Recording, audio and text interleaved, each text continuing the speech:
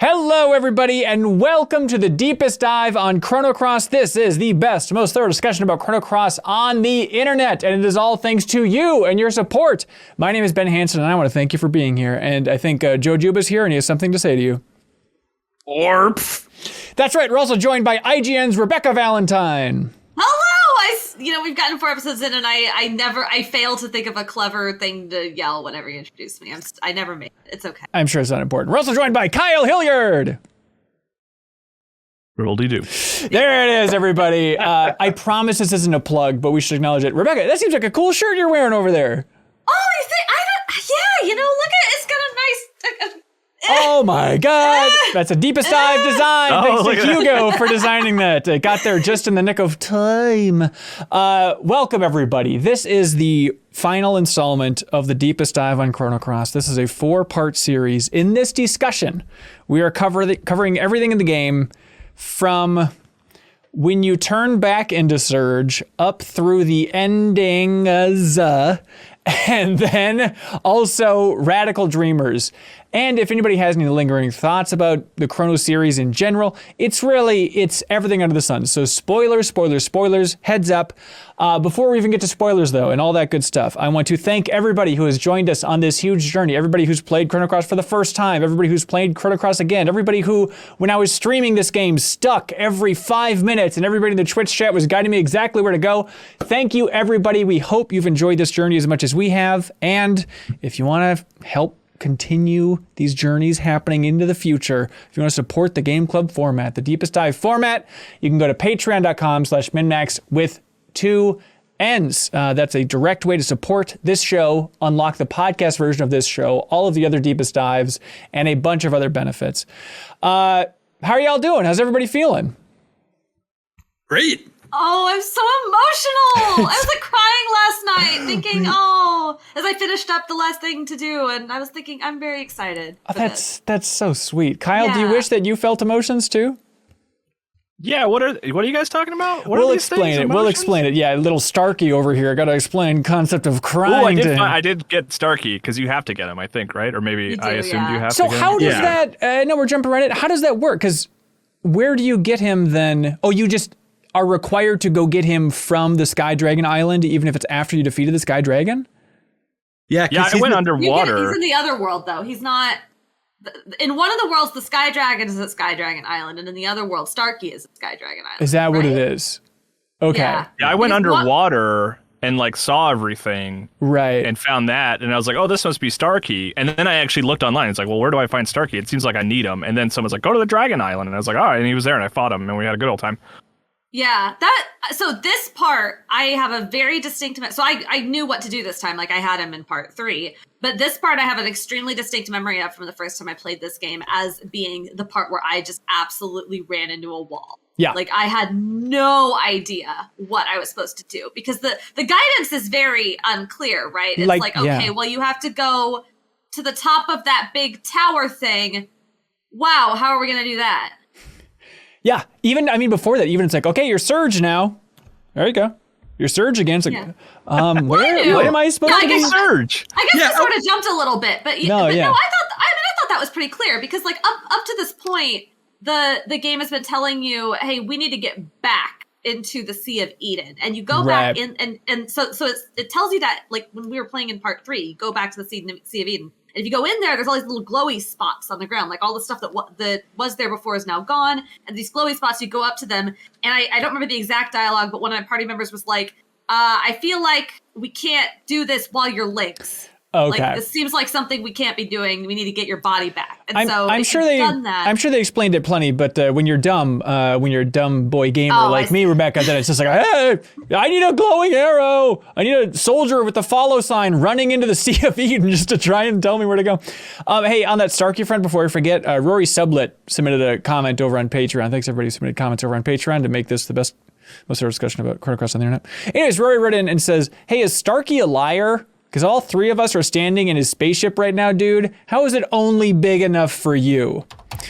Yeah, you know what? Maybe it's just uneven. The physics are a little bit wonky, all that fun stuff. You can't judge Starkey. He's perfect. Maybe he was just assuming that you wanted to bring along all 30 of your friends too. And I don't think everyone would have fit in. Right.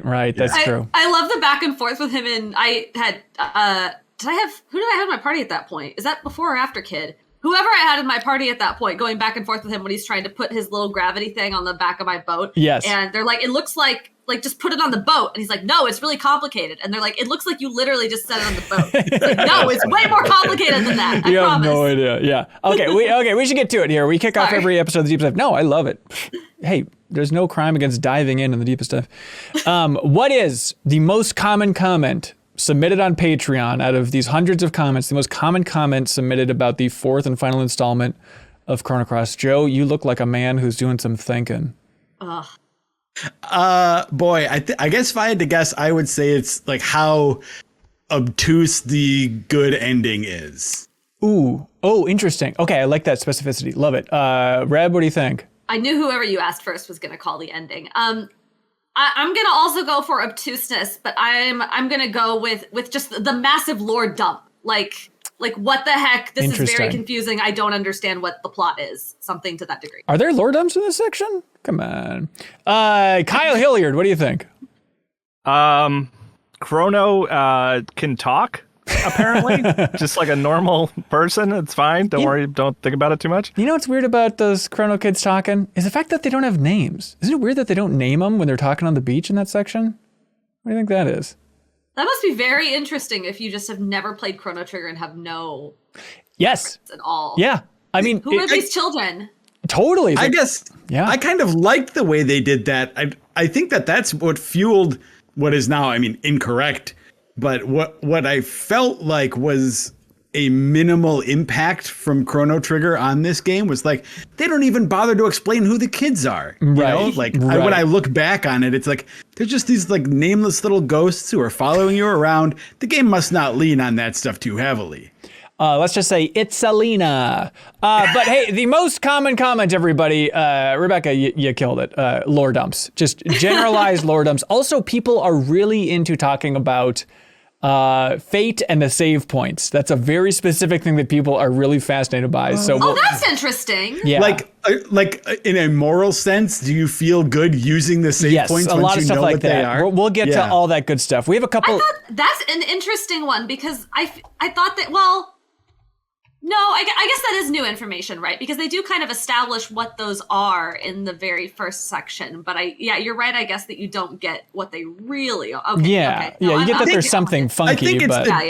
It's kind of the difference between going to see a fortune teller and like peeking behind the curtain and realizing that your whole life is on a rail and you cannot deviate. Your life is a lie. Yeah. Exactly. Yeah. Which, by the way, before I forget, like, oh my God, there's so much to talk about. But I went back and watched a lot of Chrono Trigger footage and all that stuff naturally, and I forgot that like when Shala seals up the gate in Chrono Trigger, she seals it with that pyramid shape that looks like the save point from Chrono Cross, except it's like purple. Oh, I mean, cool. It's just a pyramid, I guess. You know, how many shapes can you possibly have? But I thought going back there, I was like, oh. Anyways, okay, for a nice intro here, Charlie Hunter. We can start in the shallow end of the pool. Says, about halfway through the game, I started using a guide, and for me, it was a lot more fun that way. I felt like I was seeing way more of the game that way, and by the end, I think I might have been pretty ticked off if I hadn't been using a guide because of how obtuse some of those elements are to get the good ending.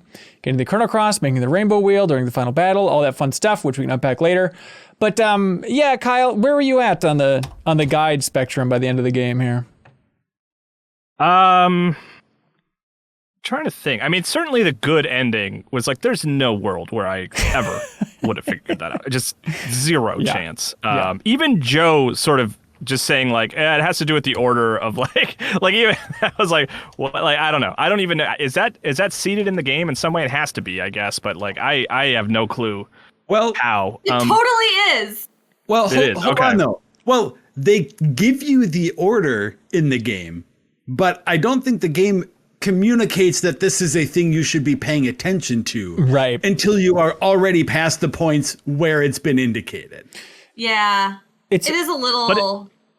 But I mean, yeah, like when you go back and there are certain sequences, like the order that you fight, is it the order that the dragons kind of descend through, like goes through it, changes through the cycles. Yeah, that's the order. But you don't know that you should be paying attention to the order, any sort of order of elements at that point. Yeah, I think so. I think you can kind of.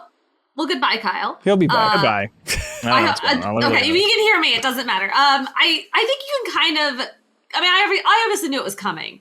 I did a thing where I just, as soon as I got the Chrono Cross, I've just been sort of like burning through this game. I'm not caring about efficiency. I'm just finishing it. Yeah. I threw the Chrono Cross onto Serge's like element grid as soon as I got it. I just put it in a one slot and ignored it.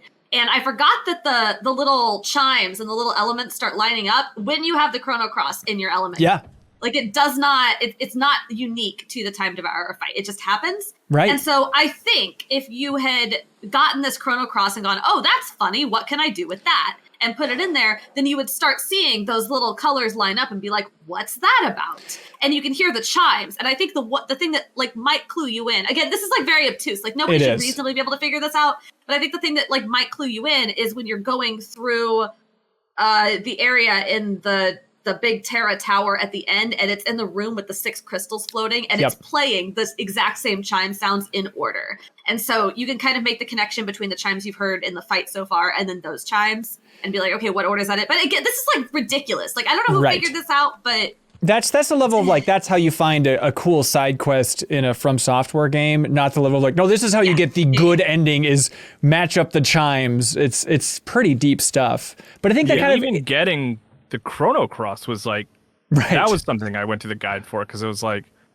the place that you go to get it, I had never been there. It's not one that is marked on the map. It's one of those places you just have to go to and like press A. Yeah. Right? So you don't even talk about it? I don't think so. It's weird. You think somebody in RD Village would be like, that waterfall's neat or something, but I don't think so. I've been going there a couple times throughout the game waiting for it to finally kick in. But Kyle, yeah, if it makes you feel better, I was also confused. And I mean, I played this game 20 years ago, but I was literally had to Google to go find that spot, then got the Chrono Cross, then was an idiot Googling how does Chrono Cross work? Because I equipped it and it's like chiming up, and then it's just like nothing would help. It's like, here's how the battle system works in Chrono Cross. Like, no. The Chrono Cross. How does the Chrono Cross in Chrono Cross work? There's no way to Google it. Like Chrono Cross SEO. They should have really thought ahead about that. Yeah, it's a Chrono Cross element. No. This is explaining the element system. Yeah, Ryan's totally with you though, Kyle. They say, did you all find it strange that you can get the bad ending in this game at the end and not even know that there is a good ending between defeating the Dream Devourer and solving the color puzzle? When I got the bad ending, I looked it up to see if I was missing something, and sure enough, I so grievously missed the color arrangement in that one room with no attention drawn to it indicate it was important at all, so I got gypped out of a decent ending to this very long and involved game. Seems fair, right? Well, they say, Ryan. Yeah. But I feel like the bad ending isn't... It's not horrific.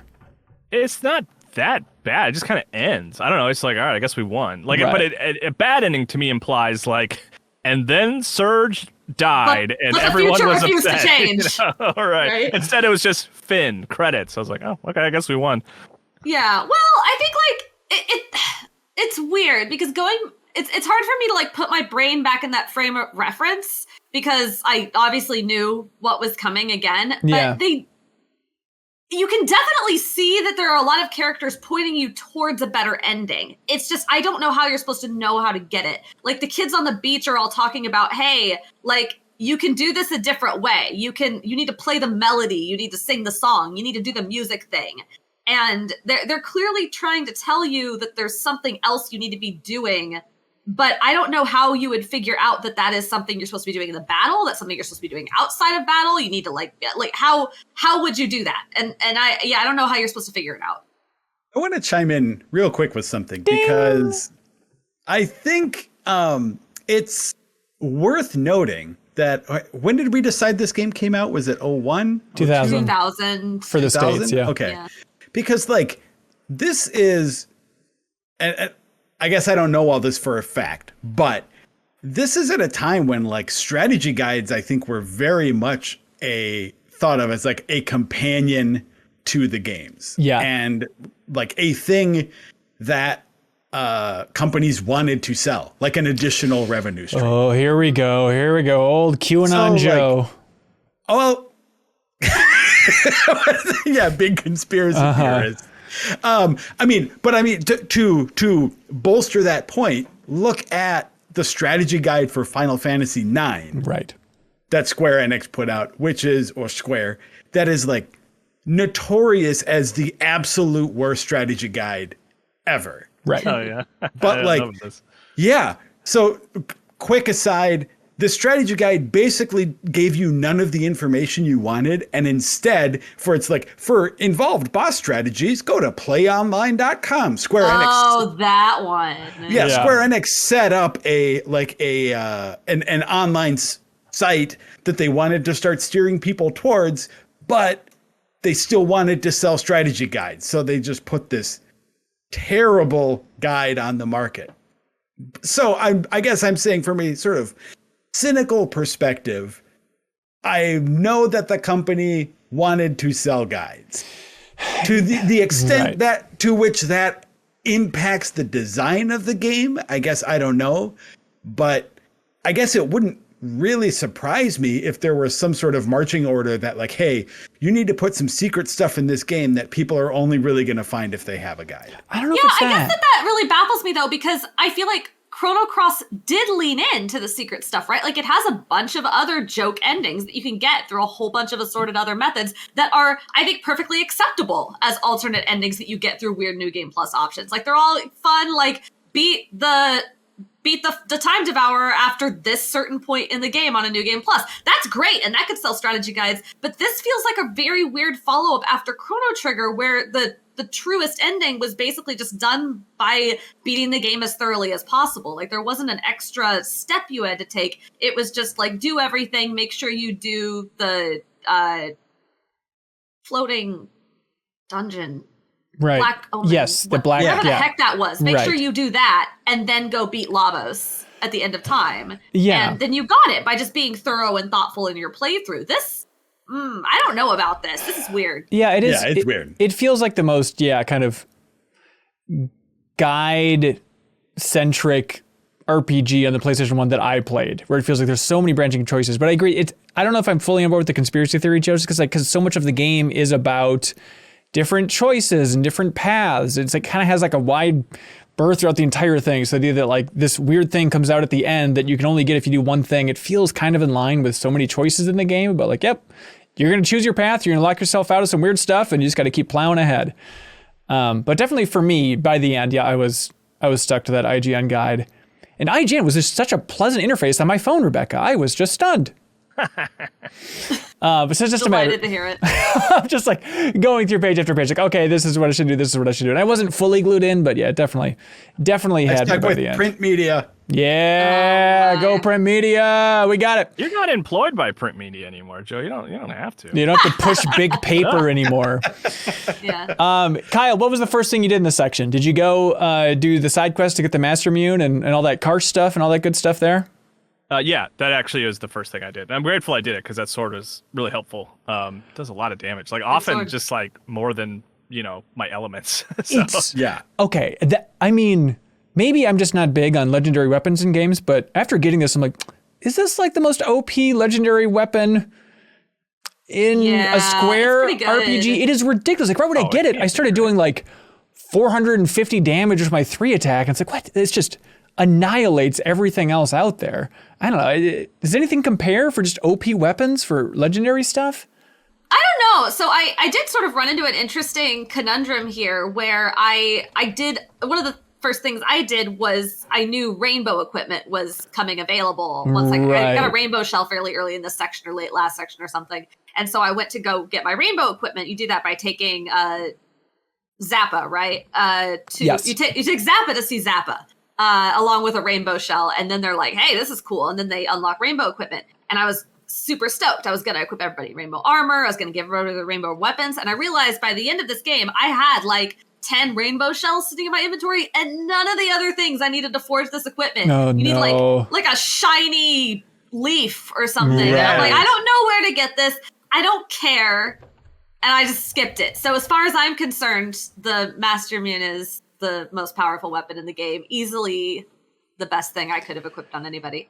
Yeah, well, it is. The Master Mune is more powerful than for Serge's Spectra Swallow, his Rainbow Swallow. Oh, really? But the Master Mune is his ultimate weapon. But the trick is when you start a new game plus, there are certain pieces of equipment. Most of your inventory carries over, but certain things don't, and the Master Mune does not. So if you relied on that exclusively in your previous game, suddenly you're in a new game, you don't have the Master Mune anymore. And if you didn't forge Serge a Spectra Swallow, you don't have access to forging Rainbow equipment for a while. That's tricky. Yeah. Yarrow submitted a question there, or a comment over on Patreon and asked, did any of you end up going to the Bend of Time? We talked about it a little bit last week. That's the place that looks like the End of Time from Chrono Trigger. It was in between Marbule and the Water Dragon Isle and set up just like the End of Time. There were portals here that allowed you to fight pretty much any enemy in the game. This place was a lifesaver for getting the materials for the Rainbow Shell armors and weapons. Because the second the top portal could spawn Mana Queens, who almost never used an element, so I was able to easily flip the field and use summons. Getting these items made the final few areas of the game a cakewalk. Because you have to kill them with the summon of that type, and then depending on what summon you kill them with, you get different shiny materials based on that. That's so much work. No, I walked into the Bend of Time, walked through, saw one. It's basically just a place to fight monsters over and over, which I think is boring at this point. 2, realized that Specchio was not there. Delightful Specchio, that's the right. Master of War who we love, is not at the Bend of Time anymore. And I said, and left. I have very bad news for you, Rebekah. What? Ian Switage replied to that comment and talking about the Bend of Time says, not only that, dear friend Yarrow, who submitted a comment as well, but in New Game Plus, you have the opportunity to fight and capture Ozzy, Slash, and Flea, Magus' henchmen from Chrono Trigger in the Bend of Time, and who we all know are named after iconic rock stars. This was an English translation touch, however, his Japanese names are condiment puns, vinegar, mayonnaise, and soy sauce. And now, for a deepest dive with a little stakes, they say, if Joe Juba can guess the condiment with each of the henchmen, the rest of the crew must immediately salute him as the true champion of the deepest dive. Should he fail, however, he must indeed be scolded as a fake-ass gamer boy. So, Joe, do you know who is vinegar for the Japanese version of Chrono Trigger and Chrono Cross? Is it Ozzy, Flea, or Slash? Let's say it's Ozzy. Correct! Oh. So far, so good. What about soy sauce? Is that Flea or Slash? Slash. My God. Okay, hang on though. Who's mayonnaise then? That's Flea. Wow, Joe Juba, salute, king of the gamers. My God. Real ass gamer boy. Yeah, you get a complimentary tub of mayonnaise. Congratulations, Joe. I also have another bit of bad news for Rebekah. Yeah. Specchio is in that room where you fight Ozzy, Flea, and Slash too. No, he's not. Is Yeah, it's like it's not the version you Oh. remember, but it's like he's like one of those big weird blobby things, and he asks you to do to like run a counterclockwise or run clockwise. He's actually weird. Oh, if you do the fight, he's in there with those 3. Oh, I've never done No Game Plus. I've never seen him. Oh, dang it! I love Specchio. That's it. But I'm glad. No, but that actually makes me happy. I'm glad that he made it. I'm glad he made the cut. Now I'm actually second guessing myself. There is someone in there who's a weird monster thing who wants you to run around and do revolutions in the room, but I don't know if he's technically, if they name him Specchio. But I guess by that logic, you could say Chrono's not in this game. Right, Yeah. right. Oh, that's Specchio. Right. That's Specchio. I love it. Yeah. I'm so glad. Great. Because I don't know. I just thought it was always sad that he wasn't at the Bend of Time anymore because he's kind of like, he's supposed to transcend time and space, kind of. He's the Master of War. I don't know. Yeah. But I was really sad that he wasn't there. So, wow. Thank you. You just warmed my heart. All good. I felt bad. I was streaming the first section of this on our Twitch channel. Give us a follow, please. We'd appreciate it. And chat helped me out to such a ridiculous degree that like doing all the kind of side questy stuff before the end of the game, like going and doing that Dario fight and the entire Karst and Riddell story, which we talked a little bit about last time, that Dario fight was laughable. Like that is so easy if you just remember to cast only red elements against him because he counters with the opposite. So he just keeps using Nimble on you again and again. That's all he can use for blue. So like literally like there were people watching me in the chat. They're like, this fight took me an hour and a half. And then if you only cast red, he literally hurt me once when I let him just to see what it would feel like. And I was like, okay, and now Dario just to down. see what it feels like to be hurt. That's exactly it. It was amazing. Yeah. Did you cheat for that stuff, Kyle? No, not for him because I had that tip, but I did cheat a lot, to be clear. Yeah, I didn't want to keep trying bosses over and over and stuff. Yeah, you disgust me. Made it through without cheating. I'm very proud of it. I'm proud I beat a game that thousands and millions of other people have beaten. Hey, here's a hypothetical. I was going to crunch the numbers, but I didn't. What percentage of the population in all of El Nido do you think are in your party? Oh. Okay, hold on. A clarifying question. Yeah. Are we talking in both worlds combined or just in one? I guess so, but if it's like Viper in both worlds, that counts as in your party. You know, just because there's a Viper that isn't in your party in the other world doesn't count as another figure. So the average population of... This doesn't work. Well, you got to think about how many characters you couldn't bring into your party, which I feel like is... my camera being annoying. I feel like it's only like 25 or 30, right?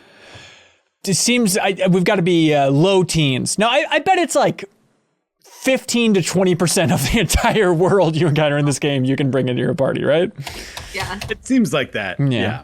I think a really funny thing to learn is that you learn during this segment that the population of El Nido is pretty much universally all descended from the scientists who were working on this like weird project or whatever. So I'm skipping ahead a little bit. Yeah. But when you think about that, like all the humans make sense, but there's all these other like weird magical guys. Like, are they also descended from the scientists, or did they just sort of like wander in one day? Well, I took that as like the demi-humans that were already there. Because, I mean, did the Chronopolis place also bring the demi-humans there? I figured they were also already there.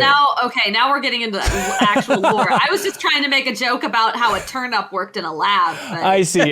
That's a great point. But, God. I mean, I can't answer that question. I don't understand the ending of this game. The middle of it. I woke up in a cold sweat last night when I realized I forgot about Turnip. I forgot to dig up Turnip with Poshul. Oh, you left him. What's the point of playing the game? He dies if you don't do that, I heard. Are you serious? A slow and painful turnip death? He's slowly suffocating under the ground. Oh my God. Kyle, did you get Turnip, or are you just messing with Ben? No, of course I got Turnip. I'm not a monster. Yeah, good job, I didn't use him. I never put him in my party once, but he was there. What percentage of this section, Joe, do you think you remember? What percentage of these questions are going to be about percentages, Ben? What percentage of the live viewers right now on Twitch think Kyle should cool it with the sass? No, Joe, what percentage of this final section do you say you remembered? What percentage of like the lore did you have roughly, vaguely in the top of your head? Not all the details, but like big picture stuff, you know what we're walking into.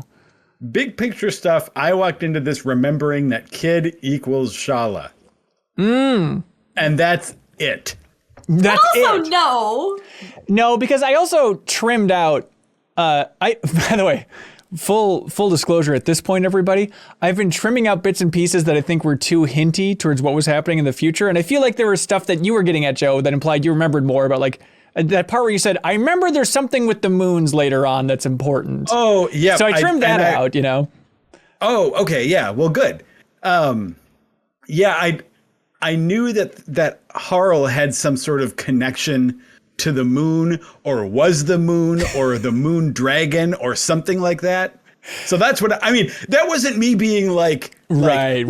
I fully remember this thing and I'm hinting at it. That was me just sort of like being like, I know that there's a thing about the moon and Harle, but I did not remember exactly what it was. That's still pretty good. I think that was actually the bullet point for the script was Harle is something, moon, dragon, something with Harle, and ship it.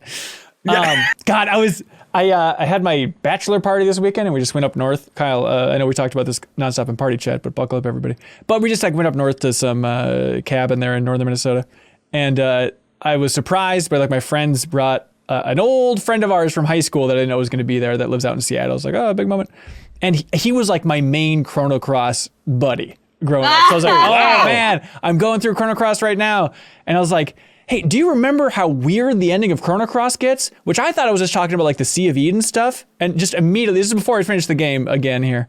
Immediately he goes, I just remember that Harle is a dragon. And I was like, damn it! Why did you spoil this game? Like, it's so stupid to be spoiled on a game you've already played, but like I had no memory of any of that. It was, yeah, I mean, I remembered Chronopolis as a location and about everything. And I remember the kids on the beach.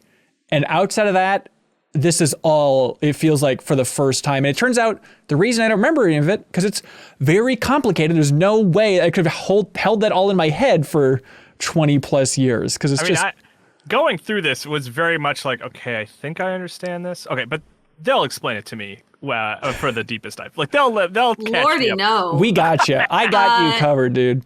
I remembered most of this actually. Really? I mean, I think I may have played it more recently than possibly most of you, except maybe Joe, who I just assume plays this annually as some sort of ritual. That's right. But I thought the majority of throughout this entire deepest dive, I thought that a lot of the things that happened in this section happened way earlier. Like I remembered the Prometheus reveal being in Chronopolis. So when we were coming up on Chronopolis, I was like, oh, this is going to be that. And then it wasn't. And I was like, wait, oh no. Right. And the further we got through this, the more I realized, okay. I was like, oh, this is going to be the episode where we do like some significant lore dumping. And every time it didn't happen, I was like, oh no, we're really just pushing all of this into the last 3 hours of the game, aren't we? And right. We're going to save 2 of these revelations for literally going up to the boss, huh? So That's how funny. we're going to do this. By the way, Yeah. Lynx is your dad. Moving on. Well, I think the Prometheus stuff is in Chronopolis, right? Did you mean like Sea of Eden stuff? Or am I missing? Sorry. Yeah. Okay. I keep getting, I keep getting them mixed up. The future stuff is all, yeah. He's in Chronopolis. Wait. Yes. Yeah, he is. But you thought he was in, what is it? The Tower of Geddon The stuff? Tower of Geddon, yes. Yeah. I think the Tower of Geddon is Chronopolis, and it's not. Yes. Can I ask like what I think I understood Can what we happened during this section? Or we'll take a vote on it, Kyle. We're leaning towards no. We should probably work through a little bit chronologically. Otherwise, we're gonna get all mixed up here. So it turns out this is where the disc 2 happened, which I know you've been holding your breath about, Kyle. Really? It is this moment. Okay. Hang on, Rebekah. Is that a cool MinnMax sticker available in our MinnMax store on your water bottle? My God, this is like Price is Right over here. This is very water impressive. out. I'm sorry to say that the magnet is on my fridge, which is downstairs, and I will not be going down to get it. Could you just like rip off the door though and bring it up and show it off for the camera? We'd appreciate it. I will not, no. Anyways, yeah, going to Sea of Eden, Kyle, that's where the Disc 2 swap happened. For everybody that was waiting for that big reveal of when is it actually happening, it turns out it was right here. I don't know if you went to like Marbule during this section too, but it made me laugh that like if you go to Marbule, Fargo and the Sage of the demi-humans, they're just like laughing it up about like old times. It's like, remember that time you were my slave on the boat? It's just like this weird thing. It's like, I guess they're both just buddies now. Everything's cool. Toma's dating a mermaid. Everything's changing there. It's good times. Wait a minute. Is that Marbule? Yeah, it is. Is it the same one? That version of it, right? I had to go there to get Eriness's level 7 tech. I did. I don't know how many level 7 techs people did. I basically looked it up for the characters that I cared about, which was Serge, Kid, Guile, and then Eriness, because I was using her until I could get Kid. And that was it. So Eriness was the only one I got. All the other ones were automatic. Oh, no, and I got Kids. Can I say something that will potentially have me be made fun of? Absolutely. You can get Kid back? Oh! It was funny because I was like, my reaction was like, wow, Kid's like, she's like on the cover. She's like an important character. And then you find out who she is. And it's like weird that you only use her for that first part of the game. Wait a minute. You missed huge. You missed everything, Kyle. Oh my God, okay. Kyle! Wait, yuck, Kyle. Actually, though, I'm heartbroken for you. You would have loved this. You would have loved it, dude. Kyle, you're not missing that much. Hang on. I think. The orphanage. Yeah, you're missing the whole Luca stuff, aren't you? Oh, okay. Yeah, that's too bad. That's Rebekah tweeted a picture of her like in the burning house where there was like with a picture of that says Chrono is cool. I know, and I was like, would have liked to see that. Where was that? Yeah, man. There is that, but I mean, like you don't get Kid back. I'm trying to think of it's the Fate fight, right? Like right after she's that. There. It's after the Fate she shows fight. up. Yeah. Like, no, but get her back. And even though I normally defend being stupid in games, they do tell you that like, hey, by the way, I think Kid's resting, or I know Kid's resting at Hermit Hideaway if you want to go take care of her. So you saw that and deliberately ignored it, as far as I can tell, Kyle. Yeah. I mean, I wasn't rushing. Really, like it wasn't like I was like, oh man, I got to finish this game before our deadline. Yeah. But I was a little bit like, I want to see what's next. Like I wasn't really, I was kind of done with recruiting people at that point. But if I knew Kid was like, I could just go get her, I 100% would have gotten. Well, with this game, Chrono Cross, Kyle, you're either rushing or you're draggy. Is that was a character? But you no, you're gonna make Kyle think that he missed someone else. Rushy? No. That's really a bummer, Kyle. We'll get to everything great that you missed. Oh my God. Oh God, that's heartbreaking. But wow, you know what? I'm really sad for you. God, it just must suck to be stuck in your brain and general what does it like to be you, Kyle? Oh, get out. Kyle, I understand how you missed it. Could I, with my save file before the boss, could I go get her? Yeah. Would that work? All right. I'll be okay then. I might do that. Yeah, you'll be totally set. All right, but hey, we're going to the Sea of Eden. We had somebody write in about this entryway. Ian Switage again, very big expert. They say, I get a kick out of the 3 defense islands in the Sea of Eden, Clotho, Lachesis, and Atropo, being named after the 3 fates from Greek mythology. Atropos? Help me out, Greek people. Yeah. Returnal. Yeah. From Returnal. Oh, of course. Yeah, it all checks out there. That was a weird insertion of like real world mythology that I thought was sort of strange. Yeah, it was kind of weird. Get out of this. I kind of like that just because like I feel like there's a parallel there between Robo, aka Prometheus, and that like futuristic stuff, right? Like that, like they in the future they really like naming shit after Greek mythology. Yeah, I get it. I like it. So Chronopolis, it does feel like the other future area. This entire section feels a little like Shinra Tower to me. Joe, I don't know if you're thinking the same thing. It's like slowly working your way up the elevator and all that stuff. Well, and especially that staircase that you have to go up at some point has that vibe. Yeah, for sure. Even though my Serge felt ridiculously overpowered with the Master Mune at this point, like that, there was a police polis that like rocked my world. Yeah. Where I was like, he's doing like 600 damage. Like, what the hell is happening here? Sucks. They can really hit hard when they want to, you know? Kyle, can we talk about music? I'll allow it. Did you? This is the piece I was like I feel like you actually don't care about this, and I'm going to be very sad. But this is the piece I was waiting for you to hear. Did you like the music in Chronopolis? Did you notice anything interesting about it? No, not really. I'm sorry. I didn't dislike it or anything. Like all the music's great, but it's not a soundtrack that stood out to me in particular. In fact, the moments that we can get to later that actually stood out to me were the ones where the soundtrack kind of left and made that stuff really impactful. Oh, we're listening to it? So you might need to skip ahead a little bit because Chronopolis is kind of like, just sort of haunting and creepy for about the first 40 to 50 seconds or so. And then in about 49 seconds, it kicks in with like a minor key version of Memories of Green from Chrono Trigger. This is Donkey Kong. That's Memories of Green, people! I love the Chronopolis thing. I like it a lot. I'm sorry. I feel like I've hurt your feelings inadvertently, but I do like it. I don't want you to think I don't like it. I just didn't catch the sort of Trigger crap. Oh no, that's what I love this track so much because I remember the first time I heard that, I was like, "Crap, that's Memories of Green," and like it just. There's a lot to unpack with the Chrono Trigger music and stuff, and there's a lot of comments about it and stuff. But I was kind of surprised that, before I forget to mention it, like in the whole Luca house section. Like the fact that they don't. About? What is this? It's not important. That they didn't use Chrono Trigger music during that section in a big way. Oh yeah. Unless I was missing, it's like you'd think you would hit it hard here, but I guess there's not just like a great piece of Chrono Trigger music to hit for when a house is burning down. Anyways, okay, we're in big Chronopolis, working our way through all that wonderful stuff. This place. Was so cool. Kyle, I know you were obsessed with the weird posters on the wall and the weird details along the way with the reptites. Yeah, there's like a human wearing shorts and like a reptite. And it's like a photo, it's like a photograph of a person. It is weirdly specific. Yeah, it just looks like Keanu Reeves as a poster on the wall and then also just here's a huge reptite.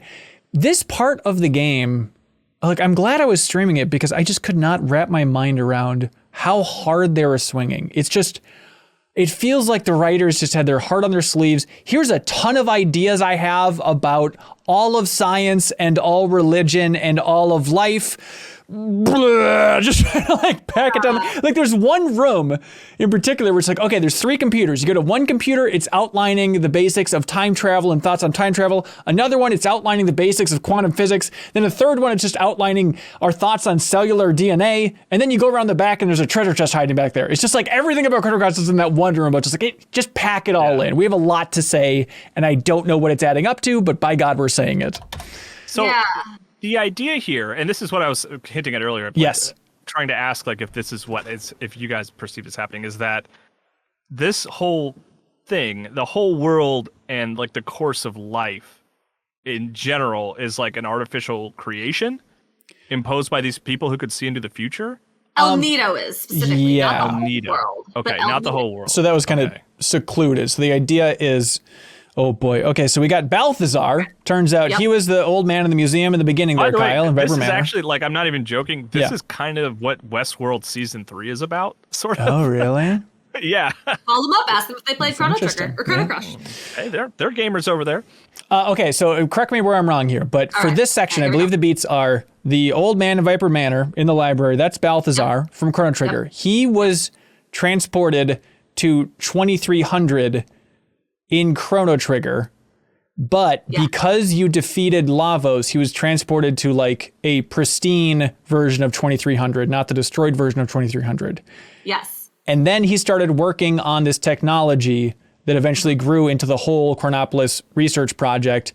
He then initiates Project Kid, which was a lot to go on here, teleports back to the timeline where you're at now, which is what, 1020 or whatever. And then in 2400, that's where you're at with seeing Chronopolis here. And that's when they trigger the big experiment that he was kind of getting the ball rolling on. And that's when there was the time crash, which then Lavos, trust me, I didn't get this on my own. I had to read a lot and all this stuff, which then Lavos pulled Chronopolis back into time, which then caused a weird disturbance on Earth. So then there was also pulled back into time a version of Reptite civilization like and Dinotopia, where the Reptites evolved over humans. Right, and that's the Dinotopia, and that was pulled back into time, and then they fought. But the core idea was, okay, we're back to the El Nido area, and we're going to use Fate, this computer, which got the ball rolling with Balthazar and with Prometheus, and I guess in some weird way Luca then because of Prometheus. But because that ball got rolling, then Fate was establishing a new version of humanity that it would control in this El Nido archipelago. And the idea was they wanted to create a version of humanity that was more in touch with nature and more pure. And then everything kind of went off the rails naturally. And I think that's all roughly correct. Okay. Yeah. And Lavos was also like directly responsible for human evolution and stuff. Yeah, I thought we got that in Chrono Trigger though. Okay. A little bit of that theme in Chrono Trigger is that Lavos. So when Lavos hit the Earth in BC times, that was, if you remember the BC era from Chrono Trigger, we had humans who were still kind of like very primitive and like hadn't really developed as a civilization much, and we had the Reptites, which were actually a little more developed. Like the Reptites were on their way to becoming the dominant civilization, but when Lavos showed up in the whole events of Chrono Trigger, that ended up wrecking the Reptites. And there's sort of a theory that I think is maybe mentioned in Chrono Trigger that is elaborated on further here. Yeah. With the Reptites gone and Lavos in the planet, Lavos, it like indirectly, but still kind of directly influenced the evolution of humanity and basically allowed them to develop a lot faster than they would have otherwise. And that's how we ended up with like the Kingdom of Zeal and magic and stuff like that. Right. And that also kind of is hinting at a lot of the ideas that are hit on, especially in this section about humans, not so great. Well, I guess it's all of Chrono Cross, but like they aren't nice to each other and the entire world. And it's kind of that idea of, well, are we being corrupted by Lavos because that's the reason that we're able to evolve into humans? And like they even talk about like how we're not even a pure organism in this section, that we are some weird fusion of Lavos and humanity. And so, and also Luca worked on the Fate machine and like integrated a malfunction. Yeah, well, that was Prometheus. So what it was that, and I think this is Balthazar then, but he uses Robo, who is also in the future there, who's also known as Prometheus, and put him inside of this Fate computer as like a secret switch that Fate couldn't even control, where you would need the Chrono Trigger or the Arbiter to access it, and then that would be a direct route to the Frozen Flame, separate from what Fate could allow access to. Yeah, and we understand too that the Frozen Flame is a shard of Lavos. Right. Which is I do now. Thank you. Yeah. Okay. Yeah. The Frozen Flame is basically like a piece of Lavos, which is why it's so powerful. It has like, it doesn't like have his will, I guess, but it's like got all these weird magical. Spooky alien powers. Yeah. Yeah. It's super cool. And also, it's weird how it sounds gross. Like in that final cutscene when you see it and it's like unfurled, it's like okay, you can tell it's evil from the sounds alone. Yeah. Obviously, yeah, it's got those weird little like eyeballs in it, right? Yeah. Like, yes, the weird triggers. Oh, yeah. It looks a lot like, it reminds me, I mean, of course, this is colored by knowing that it's a piece of Lavos, but it reminded me of Lavos's weird, like, three-pronged beak. Yes. Yep. And at the end of Chrono Trigger, right? When he opens that up and does that gross growl thing. Right. It's a little like that. It's so weird. I mean, I know this is very common for this era, but I was still surprised every time there was a big revealing cutscene towards the end of this game. It's like, oh, that's in the opening cinematic. Like just like Serge on the boat, or even just like literally scenes from the very end of the game, like with the Frozen Flame and all that stuff. It's like, oh no, they just put it in there because it turns out you can only have so much CG and we got to shake it up here for the looks. You won't know what it is. You don't know what the Terra Tower is. Just throw it anywhere you want. Joe Halaska wrote in basically on this topic, just kind of reiterating stuff, saying, I've been saving this one for this section. And of course, Kyle Hilliard had to put it up on Twitter before I got the chance to write in about it.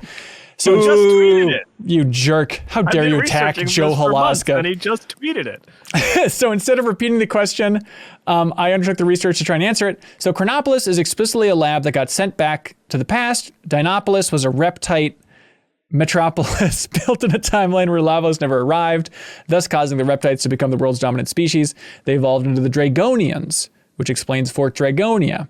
As Balthazar confirms, Dinopolis was pulled through time as a counterbalance to Lavos, bringing Chronopolis back in time. To that end, here's the dumb question. What? Just to cut you off here, Joe, I'm still trying to remember now. Why? I understand it's a cool idea cosmically, but was there a more specific reason? Was it just time and nature itself that was pulling Dinopolis back? There wasn't like an entity that was pulling Dinopolis back in time? Oh, Rebekah, are you muted? I think you're muted. Oh, sorry. I hit a button. I can maybe help. Sure. My remembrance is that Chronopolis was so big and weird and powerful that it getting pulled back threw some sort of balance off. Right. And so they needed some kind of counter. And so like.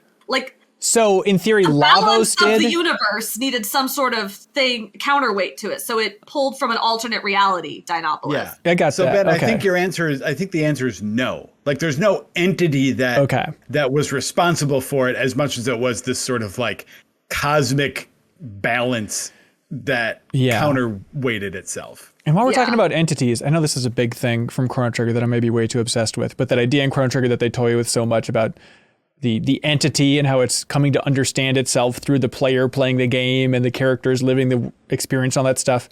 Is there, as I was going through all this, just mind-boggling stuff from Chrono Cross, I kept thinking back to like, is there any room in this story anymore for that idea of the entity? Or is it just as simple as the entity was the Earth and now the Earth is still important, but we got Lavos and we got Fate and we got time travel, so the Earth isn't exactly pulling as many shenanigans here. I don't know. I feel like, I guess I don't want to say anything for sure, but like, I feel like the Chrono series is a trilogy. And I feel like that is part of the third piece. The entity part? I actually agree with you. I think I know where you're going with that, and I agree with you. There's I was curious about this other thing that was mentioned later on too. So not to jump too far ahead, but I was looking around online to see what people thought of it. And a lot of people were thinking like, I think this is pointing to the future too. Is at a certain point, Shala talks about like, now we'll all return to Zurvan, the Sea of Life. I was like, what is Zurvan? I was looking up. It's not anything that's been established yet, but it's some larger concept of course, Zurvan, just some good sci-fi terminology. And and part of this, I think if you would have asked me this question like several years ago, I would have just been like, yeah, Ben, who knows? Like they throw out a bunch of weird stuff but I mean, like, and we can talk about this more later too, but I think in light of the fact that there's that extra scene in this version when you beat Radical Dreamers and Chrono Cross that hints towards Magus doing some stuff, and just the fact that like Square-Enix now 20 years later has chosen to put out Chrono Cross, like I would be surprised if there weren't some project in the works that was like finishing this off. I don't know. Really? I don't think so. I would put money on no, but I firmly disagree with that, actually. I mean, I didn't, the tease that you're talking about, Joe, I mean, I don't know. They wouldn't do that if they didn't have something to tease. Right? I don't think I think they were teasing the fact that they don't have it. I want to hold on that because I feel like it's very big themey weeby stuff. Yes, I'm with you. Let's get to it later. We got a lot to unpack with all that stuff, but I think it's an interesting topic for sure. D's Butts writes in and says, I find it very funny that Salt and Pepor are featured on one of the screens in Chronopolis when they're monitoring El Nido. They're just standing in front of Viper Manor. That's it. Are they high priority targets? Did fate send them to teach Serge how to fight? I think you're overthinking it, D's Butts. I think they're just a couple of dweebs, which I really liked that at a certain point in that Karsh kind of side questy stuff towards the end, that at some point he calls them the Shaker brothers, which I forgot that it's Salt Shaker and Pepor Shaker. Of course it is. Yeah. And I want to say that as someone who then like, I went through and got the platinum for the game. So I like went and did did some paths that I didn't do the first time around. Yeah. And only Kyle saw our good friend Ketchup. Who? There's Salt and Pepor, and Ketchup. Yeah, he screams tomatoes, which I have a good screenshot of. Tomato sauce. Who is he shows up. He's like their weird tank brother. He's this short, very wide, strong guy who's got like the same kind, like a weird little mustache, and like he is like he must be their brother. Where? When? How? He only appears with Salt and Pepper's Viper Manor appearance when you have Pierre in your party. Weird. Like the Pierre path through Viper Manor shows you a dude named Ketchup. That's right. The only path, as far as I'm concerned. Joe, what do you think about the Chronopolis section? Or just these ideas that they're working with and those weird ghosty figures that don't even have normal text bubbles, all that funky stuff? Yeah, I don't know. To me, it got a little bit overwhelming. Yeah, I think just like, there he is. Thank you, Kyle, for showing us. Oh my gosh, I've never seen this man. If you had not shown me that, I would have totally. I was half sure you all were just messing with me. I mean, I know it looks like I'm holding up my Switch, but this is actually a photo of Ben playing Tomato Adventure. That is actually, that is correct. I'm very excited every time anybody brings up Tomato Adventure. That game rules. But yeah, so like Ben, to what you brought up earlier, like I really like the big ideas that they play with in Chronopolis, right? And I think that even if it's not all very clearly explained, I feel like they do a good job of making the universe feel big and infinite by talking about such large ideas, you know? Yeah, and it made me think, I don't know if I'm overthinking this. I'm sure I am, but it's the deepest dive. But going through all this section, I was like, I love that these developers can toy with these big ideas about the nature of life itself. And it feels like if you're writing a JRPG, especially in this era, it's a safe spot just to, hey, go ahead and learn about some philosophy, throw in way too many ideas, swing too big. It just, if they wrote a book about this, I'm sure people would be like, all right, buddy. But like, just think about it. There's millions of people playing these games that are just eager to lap up, like, tell us some confusing philosophy of life. Like, it's rare in a medium to have people like hungry for just hit us over the head with the biggest ideas you got. It feels like the end of like a not one of Shakespeare's best plays. Sure. Where like one of the tragedies where in the final act everybody just starts going up to the front of the stage and just delivering these, yes, beautiful, elegant soliloquies about like nothing possibly. like musing on the meaning of life and why we're all like the whole game has been random characters just going, what is existence? Why am I even alive? Like all the time. Right. And this is the point where all the big main characters get to do that at the front of the stage and just like muse on existence itself in these big dramatic ways that kind of contradict one another and don't always seem to come out of nowhere. And I'm going to talk about this more when we get into Radical Dreamers. I think there was a lot of beauty in going through this and then playing Radical Dreamers and then just realizing I did not need to think too hard about any of this. And it was more about the big overarching ideas than trying to piece together the lore. And once I let go trying to specifically put the lore together and just let it be about the themes, it was really just beautiful. I think you're right. Yeah. It's so easy to get bogged down in all the stuff. And then you just remember like, okay, this is all just in service of telling us that humans should be nice to each other. Okay, message received. Thank you.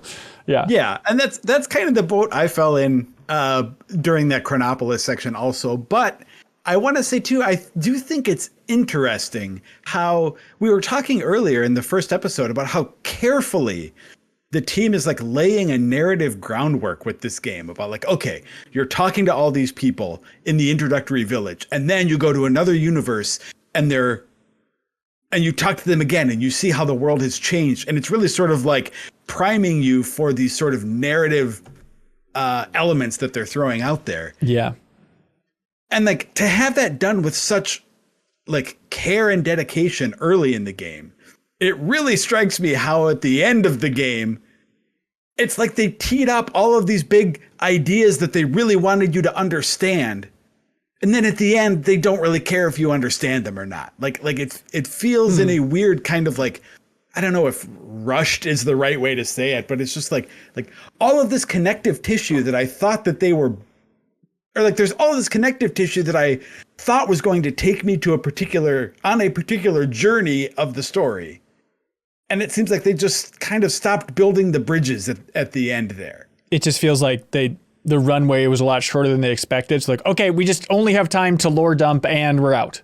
Yeah, the whole game, Chrono Cross as a game does not feel like a rushed game, but the final act that feels like they had the first like 3/4 built out and they thought they had another like year or 6 months or whatever to finish up, and then someone said, nope, gotta wrap it up, let's go, we gotta get off the stage. It does. Except like that never makes sense because game development isn't linear. You don't do that. But that's exactly what it feels like, is that game development is linear. And in the last 3 hours, they, like a college student who has a paper due at 6 a.m., they're just like, oh, I just have to get this done. Conclusion. Yeah, it is odd. So just some of these quotes that are in this section here. This is like after a lot of pontificating on the nature of life, the other characters say, I wonder if life forms are just dreaming in an endless flow of music.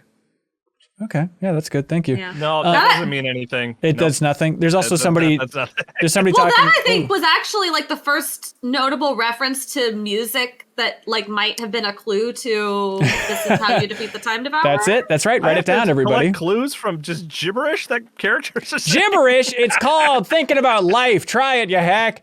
Anyways, and this person is like, hey, the soul can be simulated now in the year 2400, and memory is just electricity, so death no longer exists. And then again, is there truly life where there is no death? Just like these weird. What? By the way, is this evolved humanity? What are these ghost things? Are they supposed to be ghosts? Like, what are these creatures that you're interacting with? I was just kind of thought they were the echoes of real people. Okay, yeah. All right. Like there were people who were conducting this experiment and doing their daily routine, and they got obliterated by the time crash, and yet there's still this like remnant of them still running the experiment and doing their thing. Yeah, because you're seeing something that's already happened, like the thing where you have to go get the director so the experiment can proceed. Yes, like that's already happened. The time crash is not going to happen a second time, but you're basically walking through a memory of a thing that has happened and seeing it play out in front of you. It's very fun to have all of them there talking about what a genius Luca was and how they're still trying to like, even in the year 2400, like we still can't figure out what that girl did. Like she's just imagine computer programmers today being like, I wish I could just talk to Galileo. He knew so much about this. Yeah. Right. Yeah. I also really like that they really establish in this section that Zeal, as we who played Chrono Trigger know that Zeal was a real thing. Like we visited it. We saw this beautiful kingdom of magic. It's like super memorable. And these guys are like, there's this like story that there was this mythical kingdom that existed back in the year 12 whatever and was full of magic, but there's no records of it anywhere. So it probably just didn't exist. It's just a weird myth. And it's like, wow, no, but also we got a guy right here, actually. Right. Or we don't because he's Guile, but... Yeah, you think Balthazar would let him know that he'd working into the code somehow for designing Fate? Like, P.S. Zeal was real. It was cool. It was when you hit it, it was the stopping point for the deepest dive on Chrono Trigger at some point, I believe. But it is a fun piece of lore, yeah, and it's so fun as a player. I think he did hashtag Zeal real, but that's the right. hashtag actually commented it out of the code. That always happens. Yeah, that's true. Yeah, and that might be a funny joke. We'll see. Someone on the comments. Someone let us know. Yeah, somebody says like, if Zeal. Two hashtags. But the guy says, if Zeal existed, somebody could have traveled to this time from Zeal. One of the guys says, so it's like, oh, that's an interesting idea. Where it's like, yeah, I guess so. So that's maybe toying with that idea of like, yeah, the fact that Magus isn't here. But I mean, that's getting too specific for thinking about that idea. But Balthazar did. Right. I guess that's true. Yeah. Because that's how he got kicked into the future in the first place. Was right. So that was a nod to Am that. I remembering that right? Yes. Something happened in Zeal that kicked him out or something. I don't remember. Or was it? Exactly. I think it might have been by Lavos. I think that's when Shala got blasted by the Mammon machine. But was Balthazar there too? Yeah, in Chrono Trigger, when everyone got kicked, Magus got kicked to the Middle Ages, Balthazar got kicked to the future. I think that's when Gaspar got kicked to the end of time, right? There was like that big, everyone got like sucked through a gate and blasted somewhere. Yeah, okay. Yes, we got it. Yeah. By the way, I think one of the biggest areas where this game really dropped the ball, and to be clear, I like this game a lot, but I just had this moment where I was streaming it, and then I was like, wait a minute, what? Like, being Serge again, I wanted to have the big moment of like, bam, look at your party now. All, like, these two factions are coming together. And I feel like it was like a bummer in this section of just realizing like, oh, everybody's back in my party. Like, there's no big like reunion or cool scene where everyone's like, what? I'm not joining forces with you. Like, I want some acknowledgement that we're combining our two armies.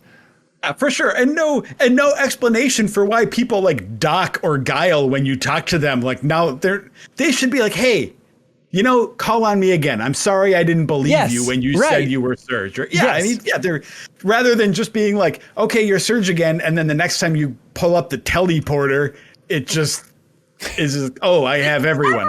Everyone is here. Everyone is here. Yeah, it's a weird one. Okay, so you're going through this area. There's a room where they have like, it looks like dissected save points where the pyramids are all kind of like splayed out and stuff. There's a section with like big brains and jars, which kind of reminds me of Zeal. I think it's Zeal, right? Where they have like the clones of your party from Chrono Trigger for no reason. It's just like, there's some weird sciencey stuff. We're not really going to explain it too much. But I don't know if you all caught this part. I hope you did. But there's an area way in the back off to the left where there's a computer, and you open it up, it starts talking about this old book, this moldy notebook from Grandpa. Did you all get that thing? No. Yeah. Oh, Rebekah, this is your wheelhouse. This is right up your this is your notebook. I pulled a Kyle. Oh my God. Yeah, this computer entry just goes through and it starts talking and summarizing Radical Dreamers. Wow. Where is this? It's in that area. Yeah, one of those rooms where it's in the room. There's a part where you have to fight one of those big chunky squarish robots. Bought like 10 of those, yeah. Yeah, well there's a stationary one, and behind it is the chest where you get the card key to go down in the basement. Yeah, that's it. Yeah, yep. I got that. Yeah, it's like the computer console that's in that little room with that treasure chest. It's just like on the north wall. So is it just like, what is it? Just the text of part of Radical So Dreamers? it's a computer where it's like, I forget how they frame it, but something about, it's just outlining all this stuff, summarizing Radical Dreamers. And then they acknowledge, I forget if it's in the text or if characters talk about it, but they say like, oh, this must be a fragment from yet another world. It's probably not just limited to 2 universes. There's probably more universes, implying that Radical Dreamers is that alternate universe. Which is so fun. That's perfect. That confirms all my theories. Thank you. Yes. Happy to relay it to you that you're right. But what's interesting then is just thinking about, and I'm sure other people had done it, but I feel like now, especially with, DC and Marvel, we're so much in the camp of like sectioning out different creative works as just, oh, that's just another universe, even though it's from a different corporation. There's something creatively different about it. And now it's just, I love that this game was ahead of the ball in that aspect of like, oh yeah, there's this other offshoot thing. That's a separate universe, everybody. Basically, That's been my point this whole time. My headcanon is still that, because I think I can finally talk about it now, I guess. Mm-hmm. One of the depressing things that is not ever explicitly stated in Chrono Cross that is nonetheless, I think, true about the lore of Chrono Cross is that we do not know what happened to Chrono and Marle. Yeah. We understand from the text that we get in this section that Guardia fell. The kingdom of Guardia, that they were the king of queen of, fell because of Porre. Porre took over, and Porre is now the dominant power on the Xenon continent. Well, and we know they're dead too.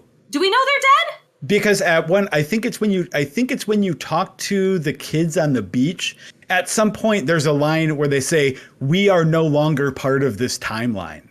Oh, wow. Okay. I didn't talk to them twice. I only talked to each of them once. So maybe it was in a follow-up conversation. But yeah, it's sad. Like, they just die off screen, basically. And that, I think, is one of the things that disappointed so many people about Chrono Cross, is that it killed two of the most prominent characters off screen, plus what happened to Robo, plus what happened to Luca.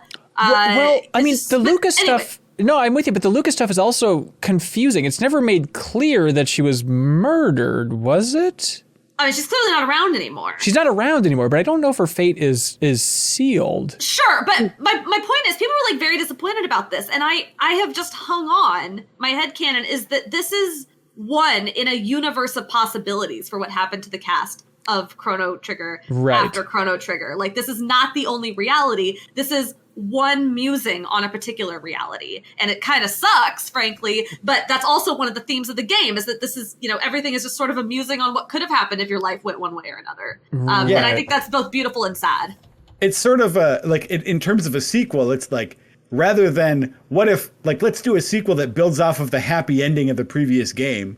It's more about like, what happens in a universe where the characters from, like, bad things happen to the characters from the previous game. Mm-hmm. Yeah. And Ben, I think Luca's fate is sealed. That's what Lynx Kid's killed all about. Kid is all about getting revenge for what Lynx did to Luca. They didn't show it. But I don't know if that was just attacking. That Lynx killed Luca. I thought that was what else would have happened? Lynx sent her back in time somehow? No, I think it was just like that he attacked her and burned down her house and all that stuff. But I don't know if I'll have to go back and check the word. I don't know if it's explicit. I thought he killed Luca. Is that okay? That was my assumption. Yeah. The part that I'm still trying to figure out, Rebekah, when talking about Chrono Cross as a sequel versus alternate timeline and all that stuff. Like, I think the game pretty definitively declares that, okay, Radical Dreamers, that's a separate universe, which is cool, right? But I'm still trying to figure out, like, okay, so when Chronopolis went back in time, that created another universe in theory that, okay, a lot of this, I'll give a shout out. I'm trying to remember. I'll give a shout out later, but there's a YouTube video that summarizes this Chrono Cross ending in a big way, which really helped out. But the way that it describes is like that's when it created another universe where like the events of Chrono Trigger are still happening, but it's not necessarily the same world as Chrono Trigger's world. And here's where I'm leading up to. I know there's a lot in there, but the thing that I'm still trying to wrap my mind around is at some point Balthazar says, like the second moon that was once lost but later was found.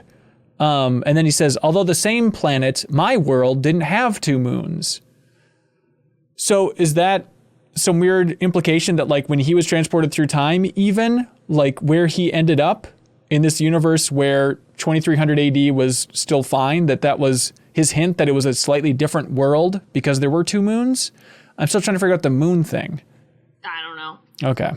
I mean, I think you are right to be thinking along the lines of not just strict like linear time travel. Right. Like it's just like, I think that one of the whole points of the game is to open up like front and back travel, or like forward and backwards time travel, but then also just like lateral dimensional travel. And those portals don't necessarily send you down one axis or the other.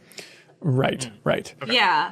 And I think like too, we are given multiple different explanations in this game for how these alternate realities are created. Like one of them was Serge died, but he didn't. And another is a thing got pulled back through time that wasn't supposed to get pulled through time. Yeah. And so it's clear that like this is not something that just happened twice in one very small localized area. Like this is something that could happen to anyone at any time if things get weird enough. And like I don't think it necessarily like invalidates the ending of Chrono Trigger, and I don't think it means that Chrono Cross isn't a true sequel. I think it just like it within itself plays with its own themes in a way that I think is interesting and allows for the possibility of imagining a world in which all of your favorite characters are still happy and thriving.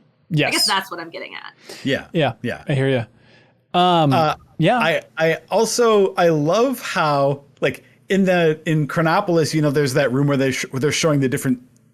They have Viper Manor, like the gate intact and the gate destroyed, and they're sort of like tracking these two universes. But I love the concept of like you're swinging so big and talking about alternate realities and a multiverse essentially, except they're really just there are two main ones that we're keeping an eye on. It reminded me of that old that Jet Li movie, The One. Oh yes, of course. Where it's like, well, okay, there are 37 Jet Li universes out there, really. I mean, I know theoretically there should be infinite universes, but it's finite, and this is the number of them. Right. We're always just so naive for thinking about infinite universes. Even in other popular media that I guess I won't spoil, but ties into it. It's like it tries to go abstract, and it's like, oh, it's still very relatable in every time.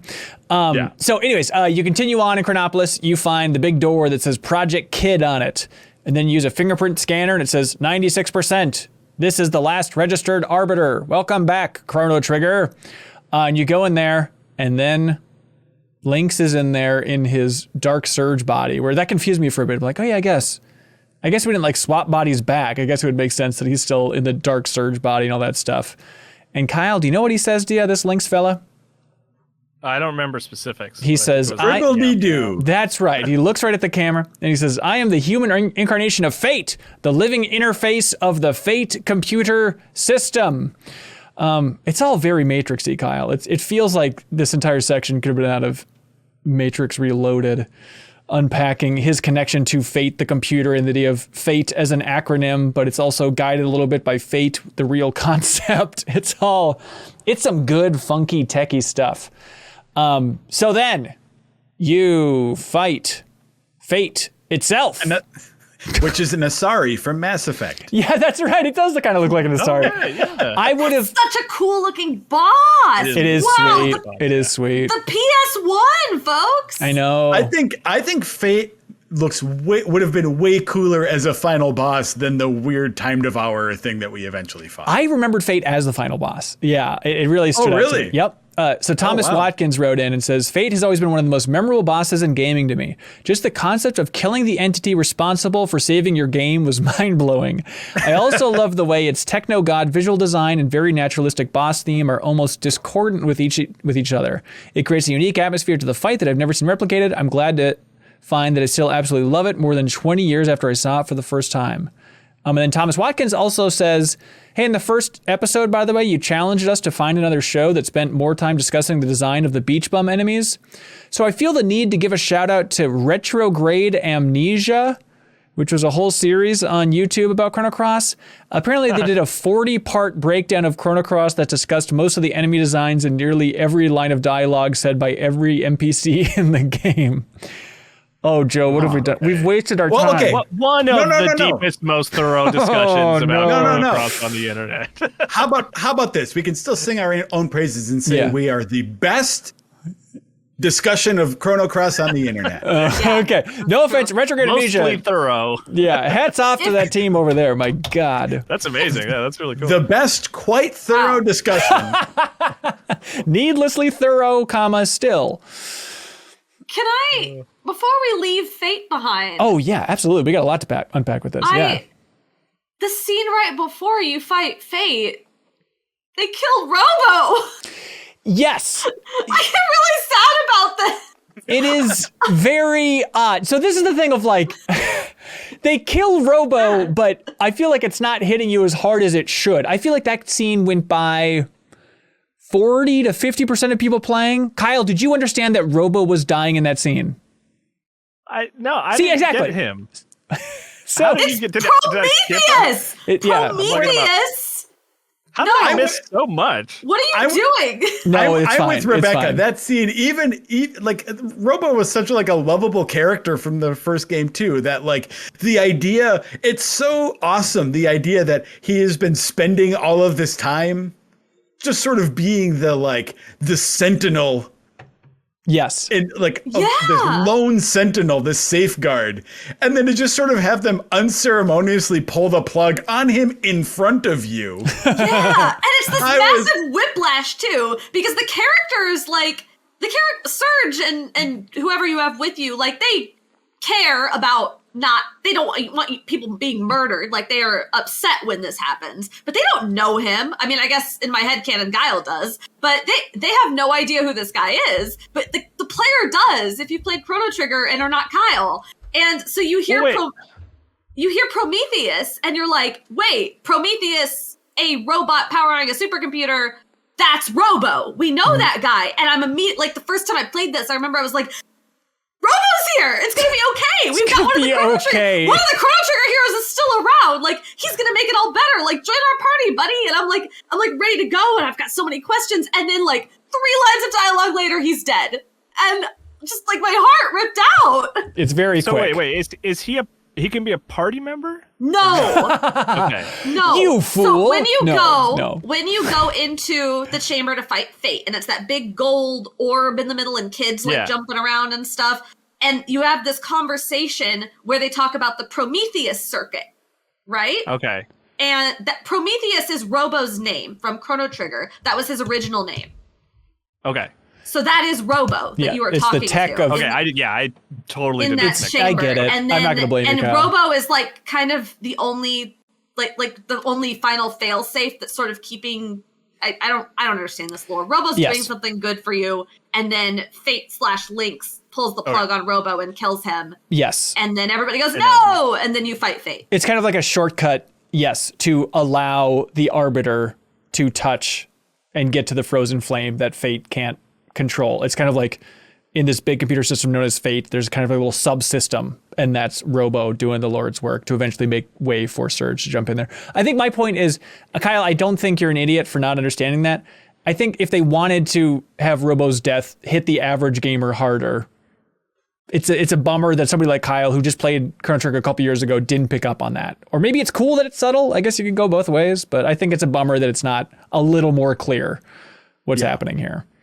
In that whole death. But here they reveal that, of course, Fate, the computer system, is building up that new society in El Nido over the last 10,000 years and all that good stuff, and that the save points all along have been manipulating everybody in El Nido's brains to brainwash them so they don't remember being from the future and all that stuff originally, but then also just doing Fate's will every time you go to a save point. So everybody waiting in line in Arnie Village, all of those fools were just lining up to get brainwashed, which I guess explains why Kid was with Dark Serge and not really acknowledging you. Remember that where you're outside of Hermit's Hideaway and we talked about it last time, how it's weird that like you're just talking openly in front of kids. She didn't seem to understand what's going on. It's like, oh, I guess if just Fate was all in on controlling her at that point and she happened to have used a save point recently, then she's screwed and wasn't of her own mind anyway.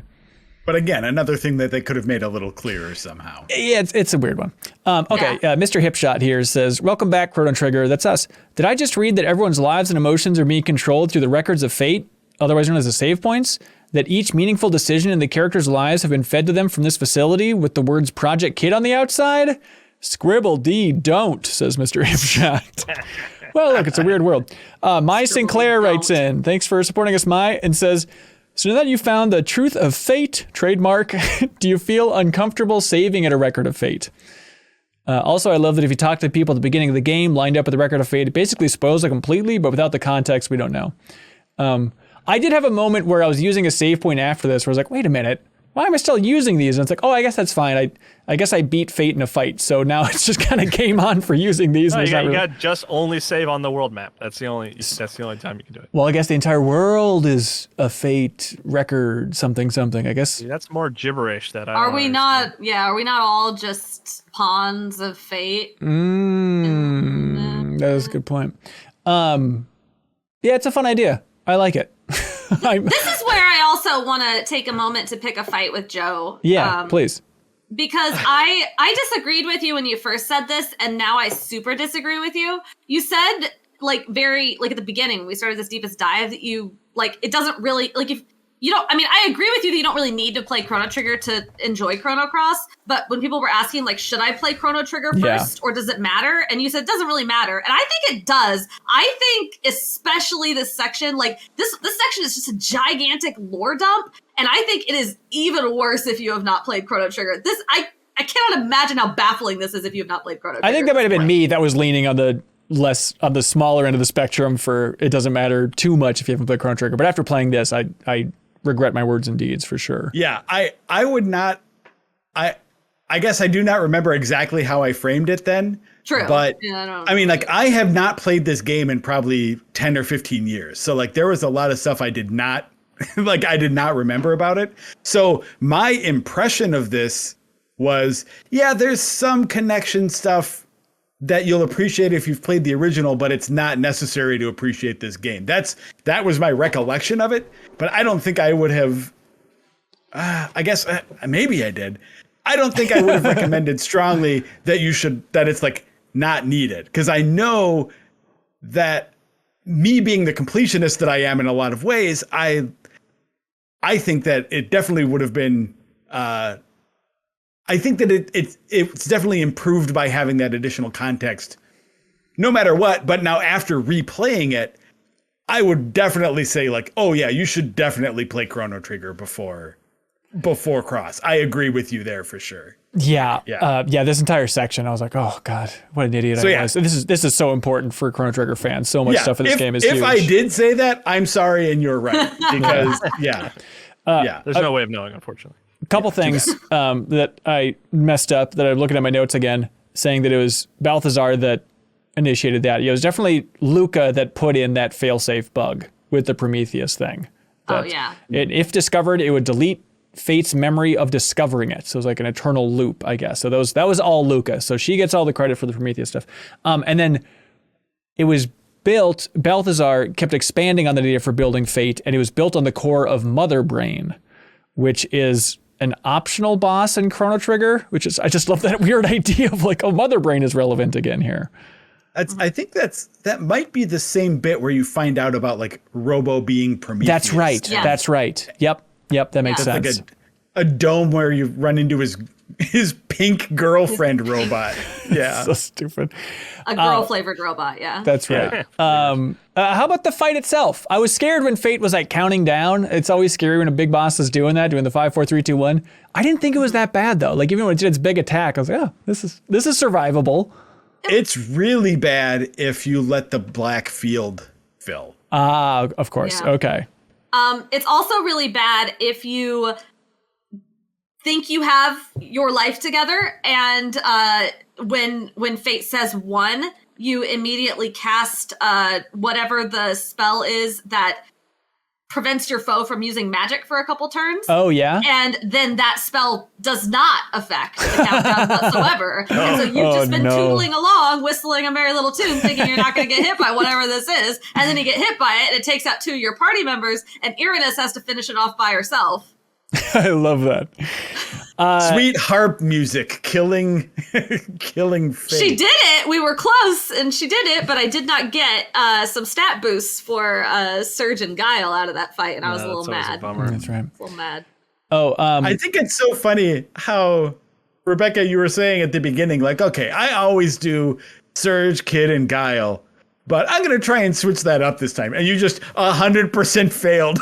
They're my radical dreamers. They're the radical dreamers. Oh, radical dreamers. I guess we didn't really touch on it either, Kyle, but the idea, the idea of Lynx swapping bodies with Serge was because of that idea of Serge being the arbiter of the Chrono Trigger, and they needed his ID scan to get in there. You got all those beats and all that stuff. Yeah. So after the Fate fight, then Harle tries to convince Kid not to steal the frozen flame, but Kid says, "Shut up, you loony," and goes for it anyway. Fate's down in flames. Don't understand what happened there.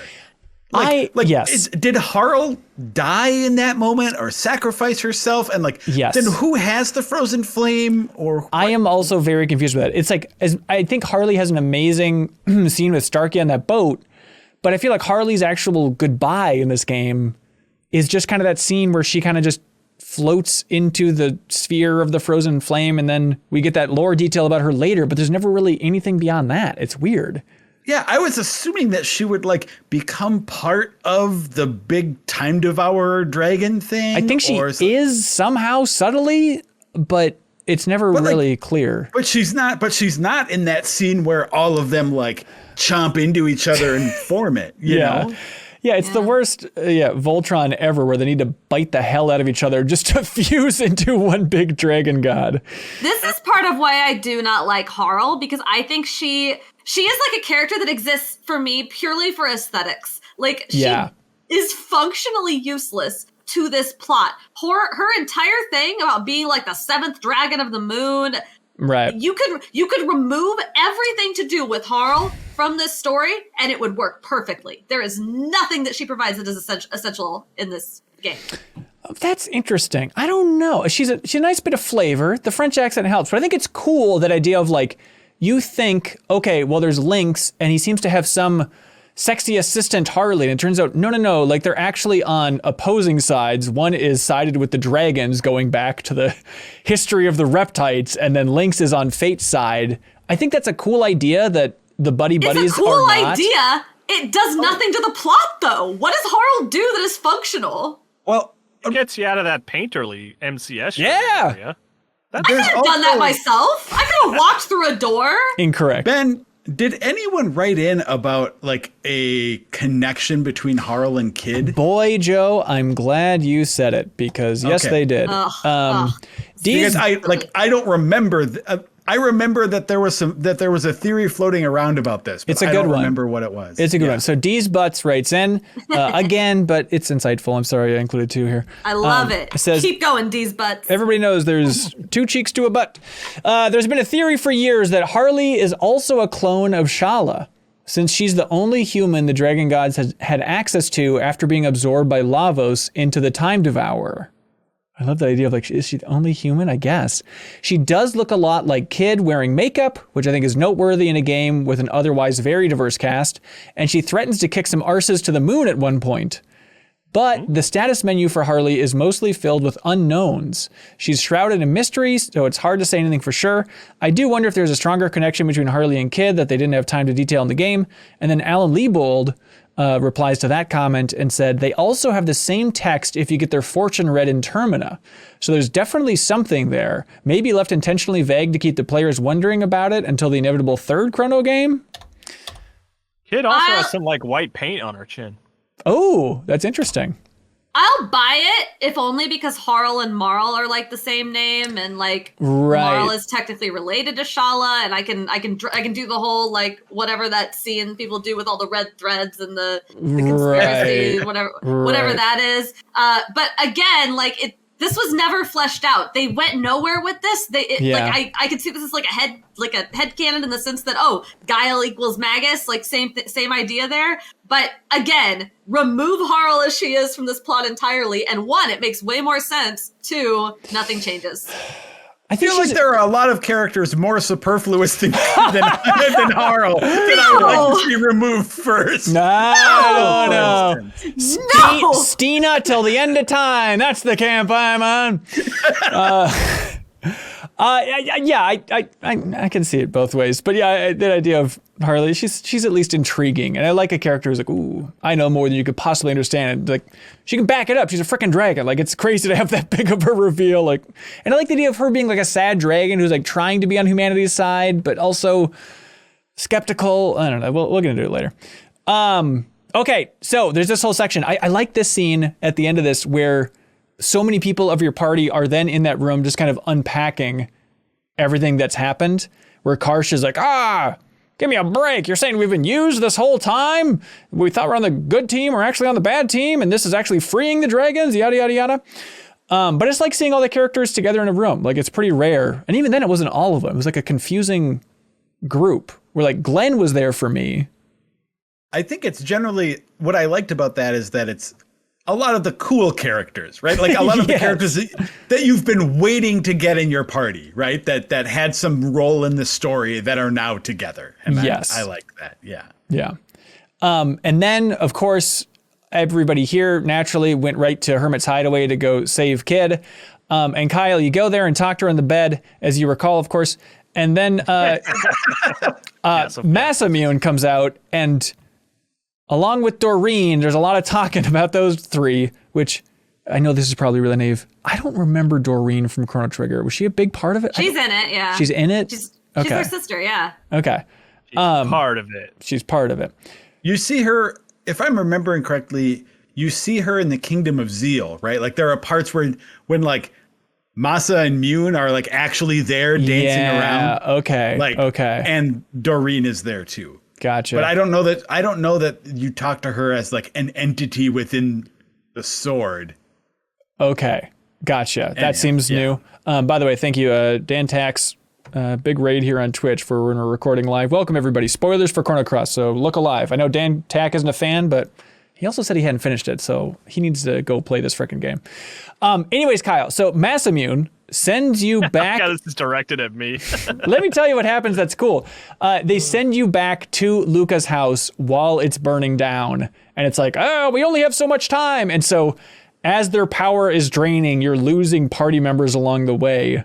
As you're trying to learn? What's your goal here? You're trying to save Kid. Kid is trapped in her own memory. And you're basically trying to reach Kid and pull her out of this memory that she is stuck in. Right. So you are rescuing Kid, and this is where I'm still a little bit hazy on this part of the game. Like, is the idea that this is a weird time loop where Serge went back and saved Kid, but then also Kid went back and saved Serge from drowning later? Yeah. Right? So they're both saving each other in this kind of perpetual time loop? Right. Okay. I think so, That's a beautiful idea. So, Kyle, it's awesome being in Luca's house. Like if you like Chrono Trigger, this is about as well one of the coolest areas of the game. There's a whole section where Luca's very proud of her new code, her new cipher. Instead of having a sloppy code that results in having her mom murdered by a machine, she's a little bit cheeky. Right. She's like, be sure to tell my dad that I got a nifty new code. Which is funny seeing like this brainiac scientist that in the year 2400 they can't wrap their mind around, but meanwhile she's like, I made a cipher. A equals C. It's like, okay, cool. Way to go, genius. I'm gonna go back and see if I can do that sequence. I bet I probably can. I think you should be able to, yeah. Yeah. I love how when you first get there, you see the Gato robot just busted up on the ground. Yeah, not only does Robo die. Honestly, this is a more specific, like, I think, clear heartbreak moment for Chrono Trigger fans. Because Kyle, you go to the house and the singing Gato robot's there, and he's like, no, Gato dies or something. It's like it's very explicit that you're watching your dear friend Gato die. He doesn't get to sing his beautiful song anymore. And you don't even get silver points. No. Yeah, no 15 silver points for it. Oh, it's brutal. But I really love the shot where, that you've seen a couple times, Kyle, where it's Lynx in the burning house and he slowly is turning around and all that stuff. Yeah. I love it because then it adds to it and it shows that Harle was also there. And it's like shows that shot and then it extends a little bit longer and she's like by Lynx's side also seeing all this stuff go down, which is cool little detail. But you go through and there's like all these little references. Like there's an ice gun hanging on the wall that you have to pick up, which is very cute because like Luca uses guns in Chrono Trigger. So it's like break in case of emergency. If you need an emergency gun, Luca's got one. Although it's confusing that like, okay, there's fire. You need to get the fire out of your way. So it's like, okay, well, I'll use the dragon ice breath. Naturally, and it's like dragon's powers don't work here. It's like, what? Come on, I have the item to quell fire, but all right, I guess not. It quells lava, not fire. That's completely different. That's a great point. And there's all these drawings on the wall of like Marl and Chrono and Luca and Robo, and they're all like these kid drawings because she ran an orphanage, and like you can imagine this beautiful life that they all had together. Yeah. And it was ruined. Joshua Duperoy writes in and said, did anyone else have a sudden panic attack in the Luca house pass sequence upon discovering the password note and think, oh God, I've got to make sure to nail this on the first try or else Luca's mom will never walk again? When was the last time I even saved? Thankfully, it's just a nice little nod to the first game. Overall, I've been pleasantly surprised by how much of a connection both Chrono games have to each other, and I'm still holding out hope for another one someday. Oh, and Darwin wrote in about what we were talking about. Saying it was a small area, but I really like going through Luca's house. I enjoy just looking through the notes and pictures on the wall and seeing some of that backstory with Kid. Also, rest in peace, Gatto. Rest in peace, Gatto, indeed. Charlie Hunter writes in over on Patreon and says, when Lynx in Serge's body stabs Kid, does he know about Kid's pendant that rewinds time? At this point, he's seen it before at the orphanage, right? Now, that is an interesting idea. I don't know. I would think not.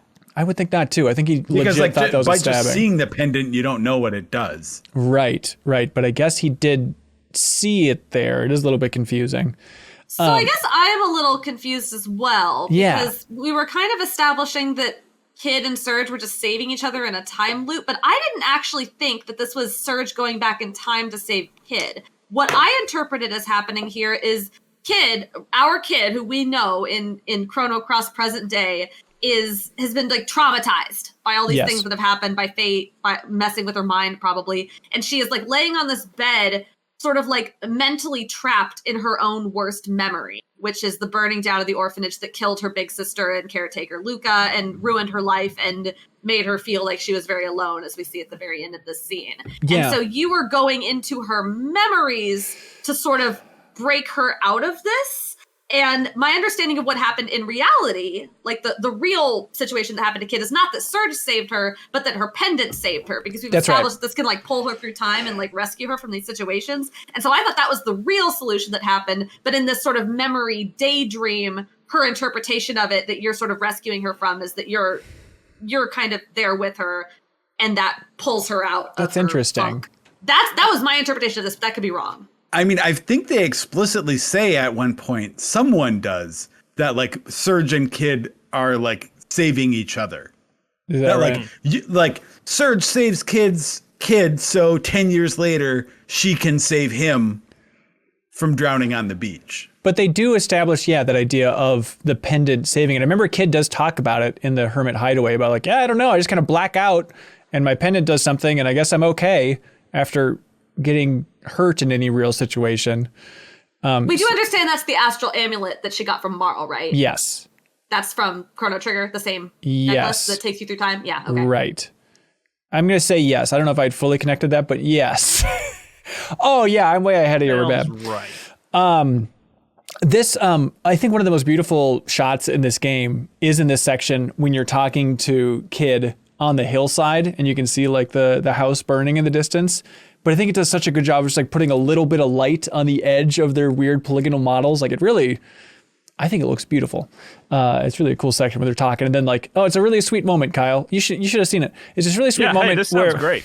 Where this sounds like a cool part of the game. Yeah, where Serge, of course, isn't talking, but Kids, like they do a really clever move of like showing Serge's emotions where Serge isn't talking, but Kid is talking about like feeling his face and noticing how much he's crying.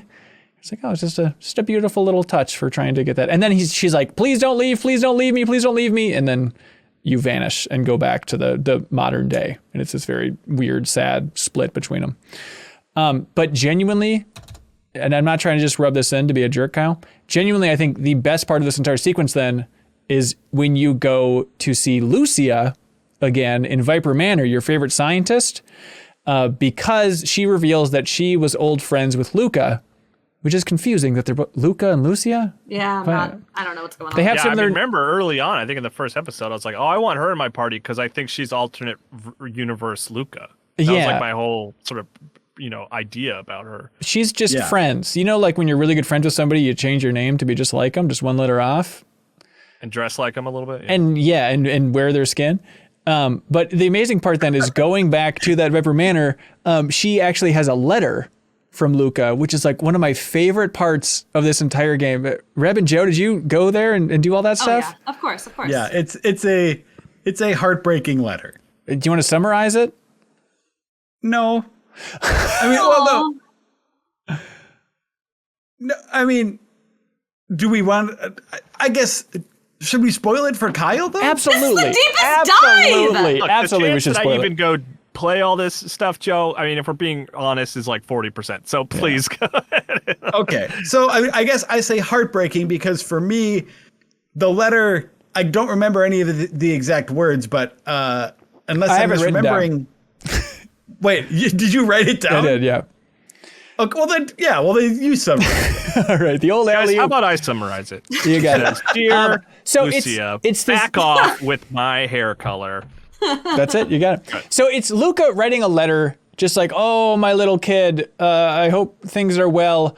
But I've been thinking about it, and I kind of have come to question everything we did in Chrono Trigger, and I don't know if it was actually a good move to change history that much, because she says, quote, when you think about it, we also caused the deaths of so many people that were meant to come.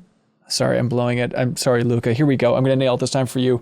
She says, but when you think about it, we also caused the deaths of so many that were meant to have come into existence in the timeline we destroyed, and also caused new sadness and suffering further along in the new future we created. And then she carries on. I've had a constant fear in my heart that someone in our new future will travel back in time just like we did and try and kill or capture my friends and me.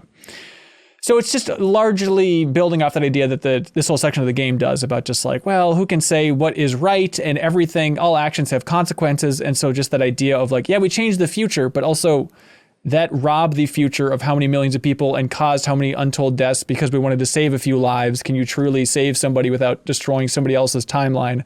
All this stuff. But the idea that like the heroes of Chrono Trigger spent the rest of their days worrying about basically a Terminator coming back in time and murdering them and their friends is so dark and awesome. Yeah. But doesn't it also end with like a sort Yes. of an optimistic kind of farewell from Luca also? Well, she also says, she's like, someday I'll tell you about your true name and heritage. It's very, very Rey here from Star Wars. And she says that like, oh, you know what? Someday I'll tell you about your true heritage. Janice might even be there now reading this along with you if you found him. And that Not Janice the Rabbit Girl, Janus. Oh, that is confusing. Whoopsies. Meanwhile, I mean that was Guile in my party, and he's standing I used Janice there. like the whole game. So when you said that, I was like, why does Janice have to do? It's funny. Yeah, I always thought that Magus was Janice. That's what everybody was saying, right? I mean, they have the same walk. You know, Janice does that skip. Magus did that skip in Chrono Trigger. Yeah, but he says, oh, tell Janice, which is Magus from Chrono Trigger, that he should take care of his little sister.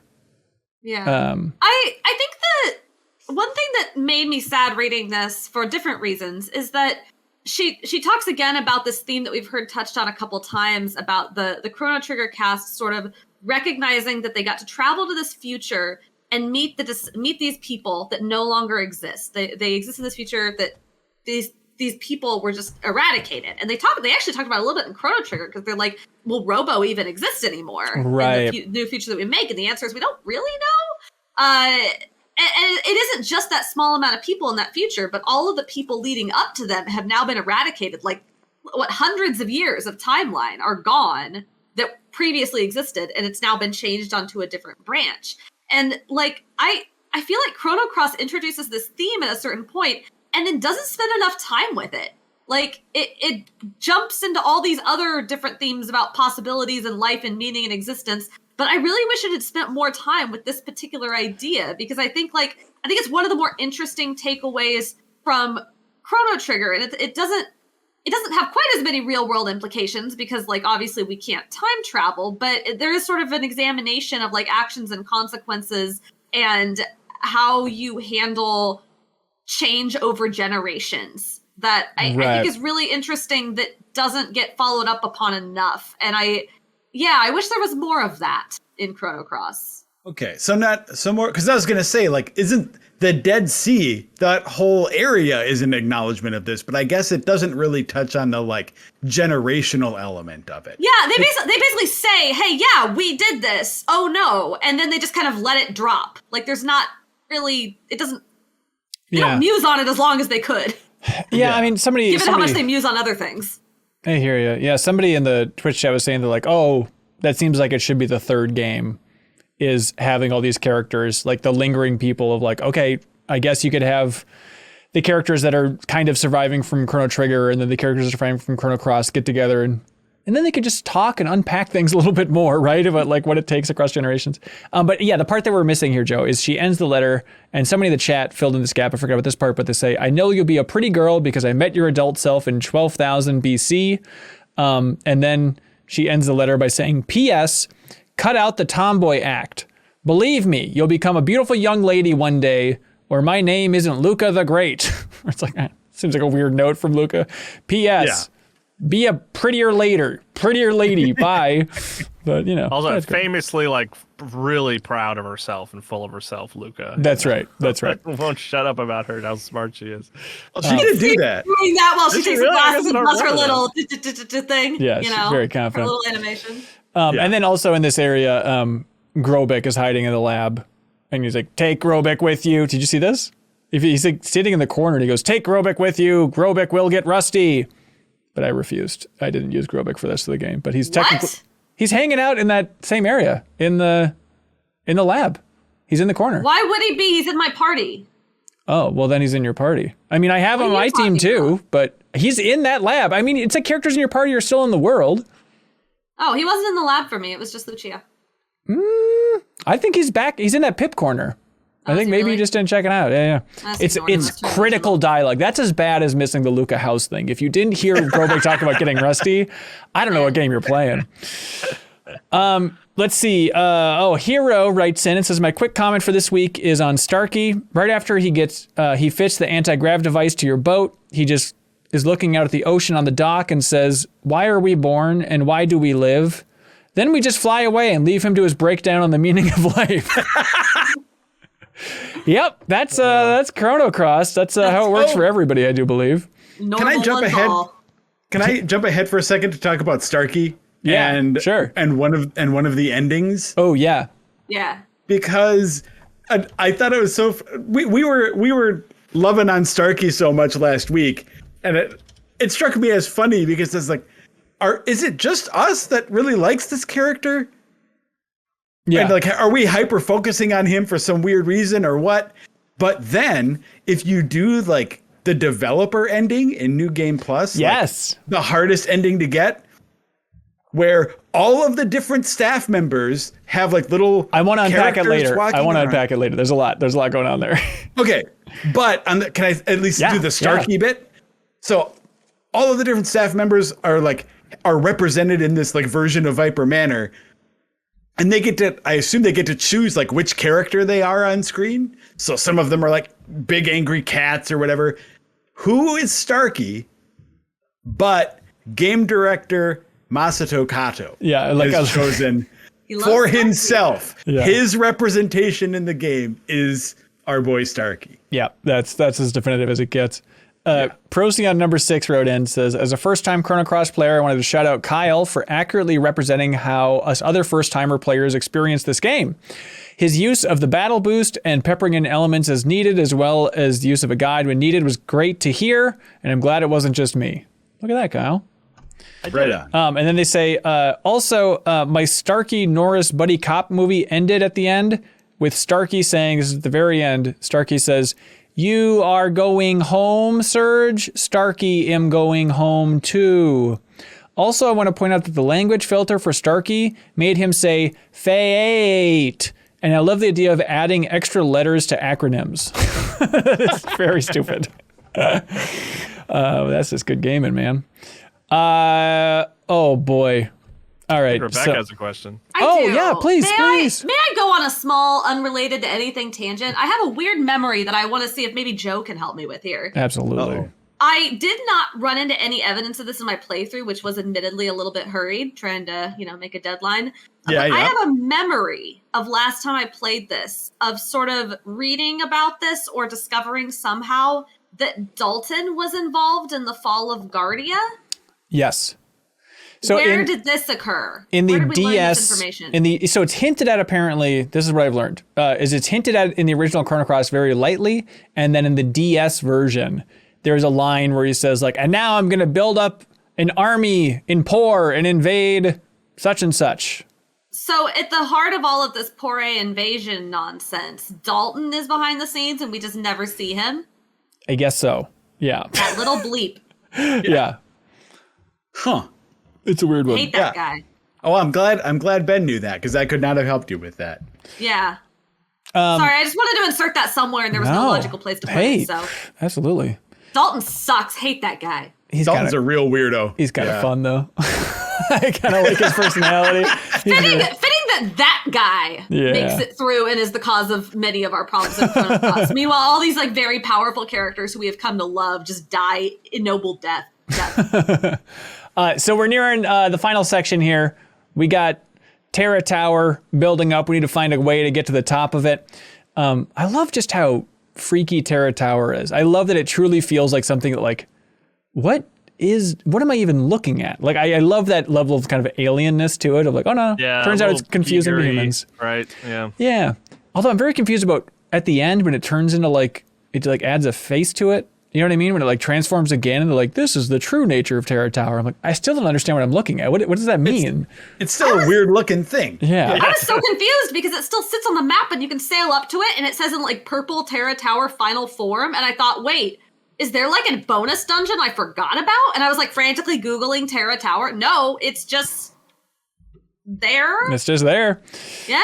So I was trying to mop up stuff, do different things. I kept going back to my mom throughout this entire game in Arnie Village, hoping that she'd have some very insightful hot takes or something.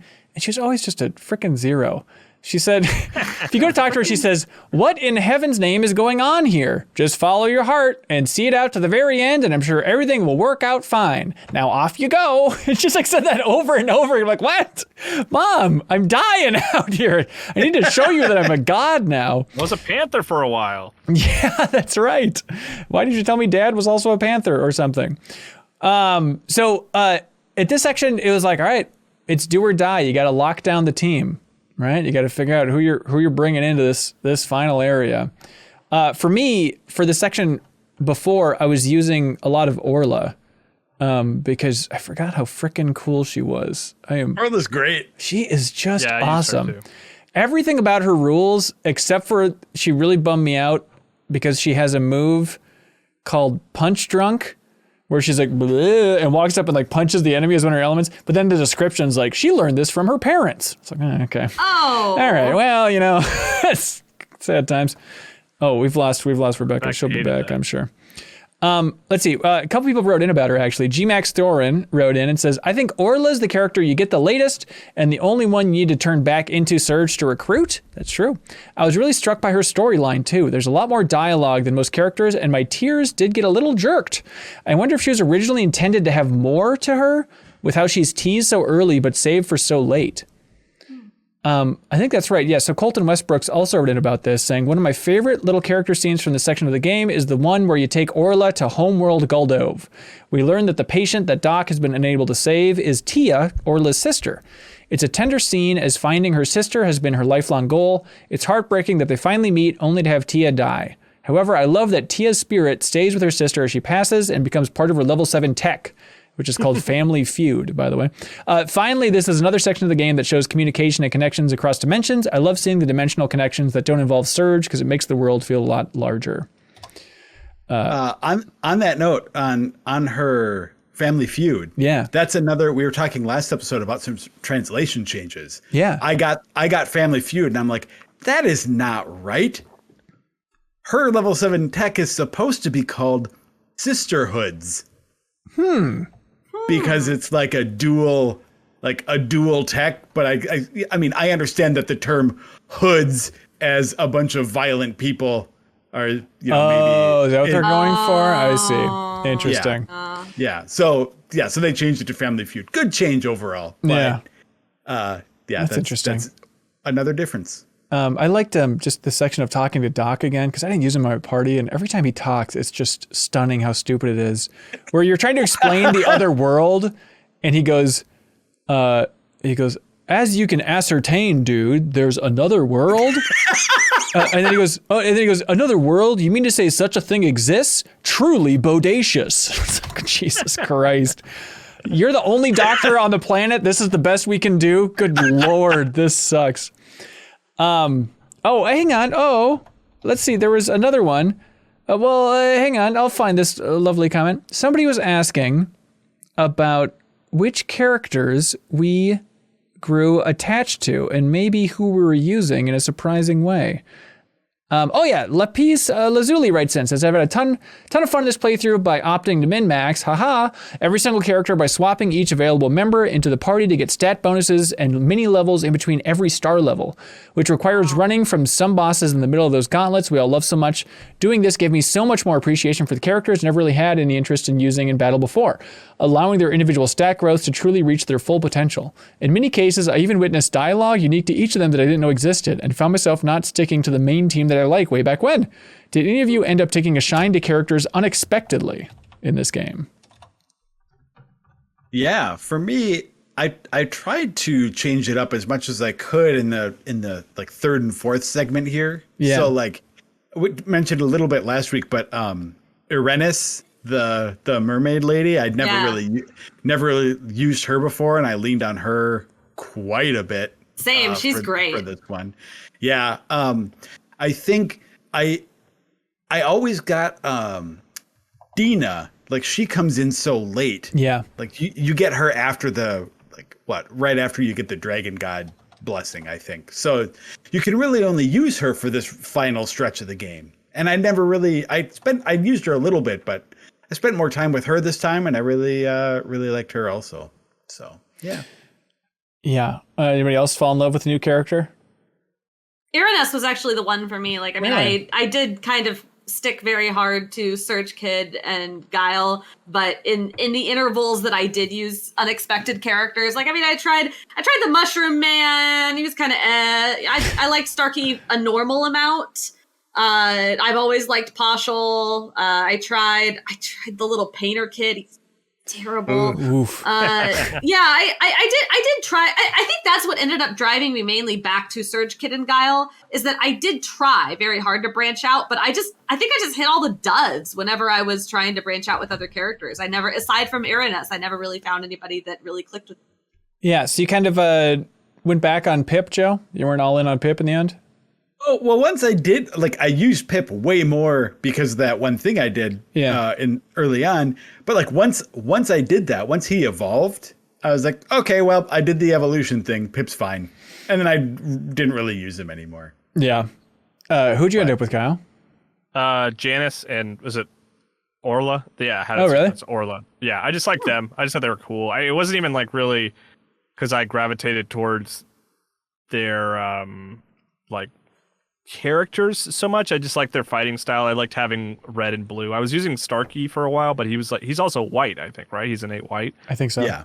Yeah, and I was like, I don't need two innate whites on here. So, but yeah, I just liked I liked them. That's why I ended up beating the game with. I think this is before we get into your crew here, Ben. Yeah. This is the section that I think pays off for when you choose to not save Kid early in the game, because that's how you get Glenn in your party, which we've talked about. And I remember some people were like, why does everyone care so much about Glenn? He's not even that overpowered. What's the big deal? This is the section where once you get Glenn back, you have the Einlancer that you can give him, which is a very powerful sword.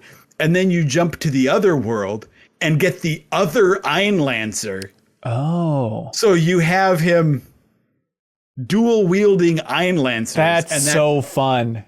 And that brings his attack power way, way up. I mean, it's not like Serge with the Master Mune high, but he is head and shoulders above anyone besides Serge with that combo. Oh, that's interesting. So, I enjoyed that too. Nice. I didn't end up using him. I got to the end and I was thinking about like, who's my team? Who am I going to jump in there with? And I remembered, you know what? You got to dance with the girl that brought you. So I went back to Poshel and Mojo through the end. Locked in that freak squad. Those freaks marching up those steps at the end. I was so happy. And got to say, it was not the easiest. It was a bit of a challenge. And I'm like, I'm happy that I was challenged again in the end. I'm so happy for you. Thank you. This is the best news. I was so sad we lost the Freak Parade. Yeah, well, Freak Show's back, everybody. Get your tickets now. And like, it was the perfect level of challenge. Like the final boss was like, barely scraping by. Because especially like not having a blue or a green, so I didn't have Cure All or Heal Plus in my party. So it's like not having either of those. Am I missing something? Because I think you need to be innate to use Cure All or Heal Plus. Oh, that's okay. Yeah, for a second, you're right. Yeah, so it was a struggle, and like, yeah, their stats were so low because I hadn't seen those weirdos in so long. But it definitely did undercut moments in the end to have like these pivotal scenes where it was literally Polsho being like, "What do you mean? They're the seventh dragon?" And it's like, oh, all right, sure, buddy. Oh my God! Imagine taking a dopey pink dog and a weird voodoo doll god with you to the end of time to fight this weird interplanetary parasite that has captured the princess of a long dead magical civilization and has been silently influencing events for thousands of years. It made me think of... just bring a dog. Yeah, they'll do a good job. Yeah, it is funny to think of like, Postal just running up and like touching the frozen flame. It's so stupid. It made me think of during all this stuff too, like, what a weird job for the writers, or I guess the translators specifically. Like, they started out like translating a dog with a lisp, and then they also have to translate all these existential concepts, like the journey that the translation team took as they're going through this dialogue, probably out of order. We're just like, what are we doing? It's like being back in philosophy class and having this very specific experience as a philosophy major where we're like trying to understand Hegel's phenomenology of spirit, and so we're reading paragraphs in dopey voices. Yes, that's exactly what this game is. Yes, that's a perfect way to summarize it. Joe Dean, though, writes in with something very interesting, saying, Mojo has two wonderful existential monologues in this section. One when you get his level 7 tech, which is in the basement you found him in by interacting with the cat statues in a very specific order. And the other when you talk to the practice dummy in Termina in the homeworld. Really weird stuff about purpose, family, and what you brought into this earth to do being said by a voodoo doll is kind of weird. It's kind of the perfect encapsulation of Chrono Cross. Oh my gosh. This is weird and uncanny in and of itself. He says it's kind of the perfect encapsulation of Chrono Cross, deep philosophical discussion in a weird package. It's exactly what you're saying. Also, I can't believe Starkey is a required character that's buck wild. That is indeed buck wild. So the Mojo stuff, to get his level 7 tech, it's very fun. You go back to that house, and then he has this moment where he's just like, I am a device that's used to inflict pain on other people. And I don't like that I was created for that. And I reject my entire creation and this guy who used to control me. I reject everything. From now on, I'm nothing but peace and happiness. And I was like, oh, that's cool. And you get to level 7. That's exactly it. I forgot that they literally renamed the character Mo Joy. Like, I had a moment where I was in a battle later. I'm like, wait, Mo Joy? What? Is there some bug here? And I forgot. Like, oh, that's such a stupid, weird, delightful thing that they renamed your character after his revelation. Boy, but can't you name him when you? Yes, you can. Well, so that then just doesn't apply if you change his I name? guess not. Yeah, I don't think they just add a Y to any word that you throw in there, but that'd be funny if they did that. That would be very funny, yeah. I'm curious how that worked, yeah. All right, so everybody's strapped in. Oh, I'm sorry, I remember you now. Somebody wrote in, and I believe their name was E.N.T. Clark, who says, I finally found a good strategy for who I use in my party. I fully transitioned over to the team Old Man Strength between Fargo at age 40, Zappa at 52, Viper at 57, and Radius at 62. No jar lid stands a chance of being stuck in the land of El Nido. Plus, you get all your innate colors covered with the exception of black. There you go. I love that. I love having a themed team that you're bringing in here. So old best friend Ronnie, who you might remember from the Deepest Dive on Final Fantasy VII and all that other nonsense, he's playing this game too. He texted me horrified the other day where he's like, I just came across Matcha, Orcha's mom, and he's like, guess how old she is? I looked up her stats. So we want to take a guess for Matcha? 50? 38 years old for old woman Matcha. So we're all flying towards the grave, just so we're all aware. Darkfish Days writes in and says, I was hoping that once Irena's, how'd you guys pronounce it? I've been saying Irena's. I don't know if that's right. Good. It might just be a holdover from playing Tales of Legendia. Oh, interesting. Legendia, please. But I don't know.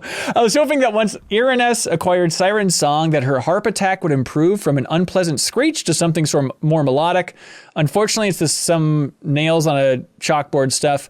So now I wonder if this is like Harry Potter and the Goblet of Fire, where mermaid music only sounds right when underwater. That's a cool idea. I didn't know that was in Harry Potter. I like that idea. William Hiddle wrote in on this whole front, says, I found something this time throughout the game that I never found before. A third revive element. I never got this. Apparently it's in Viper Manor on the cliffs. You can go back there and get a third revive. I feel like that really would have come in handy. Did anybody else find that? Is that not where I got my first revive? Where did I get my first revive? Maybe not. It's a long, complicated thing. I don't know if you want me to go through it all for the third one, but yeah, I missed that, but I'm glad you got it, Hiddle. Mr. William Hiddle. What about, just basic gameplay? How'd your gameplay strategies unfold here? And unvolve or evolve?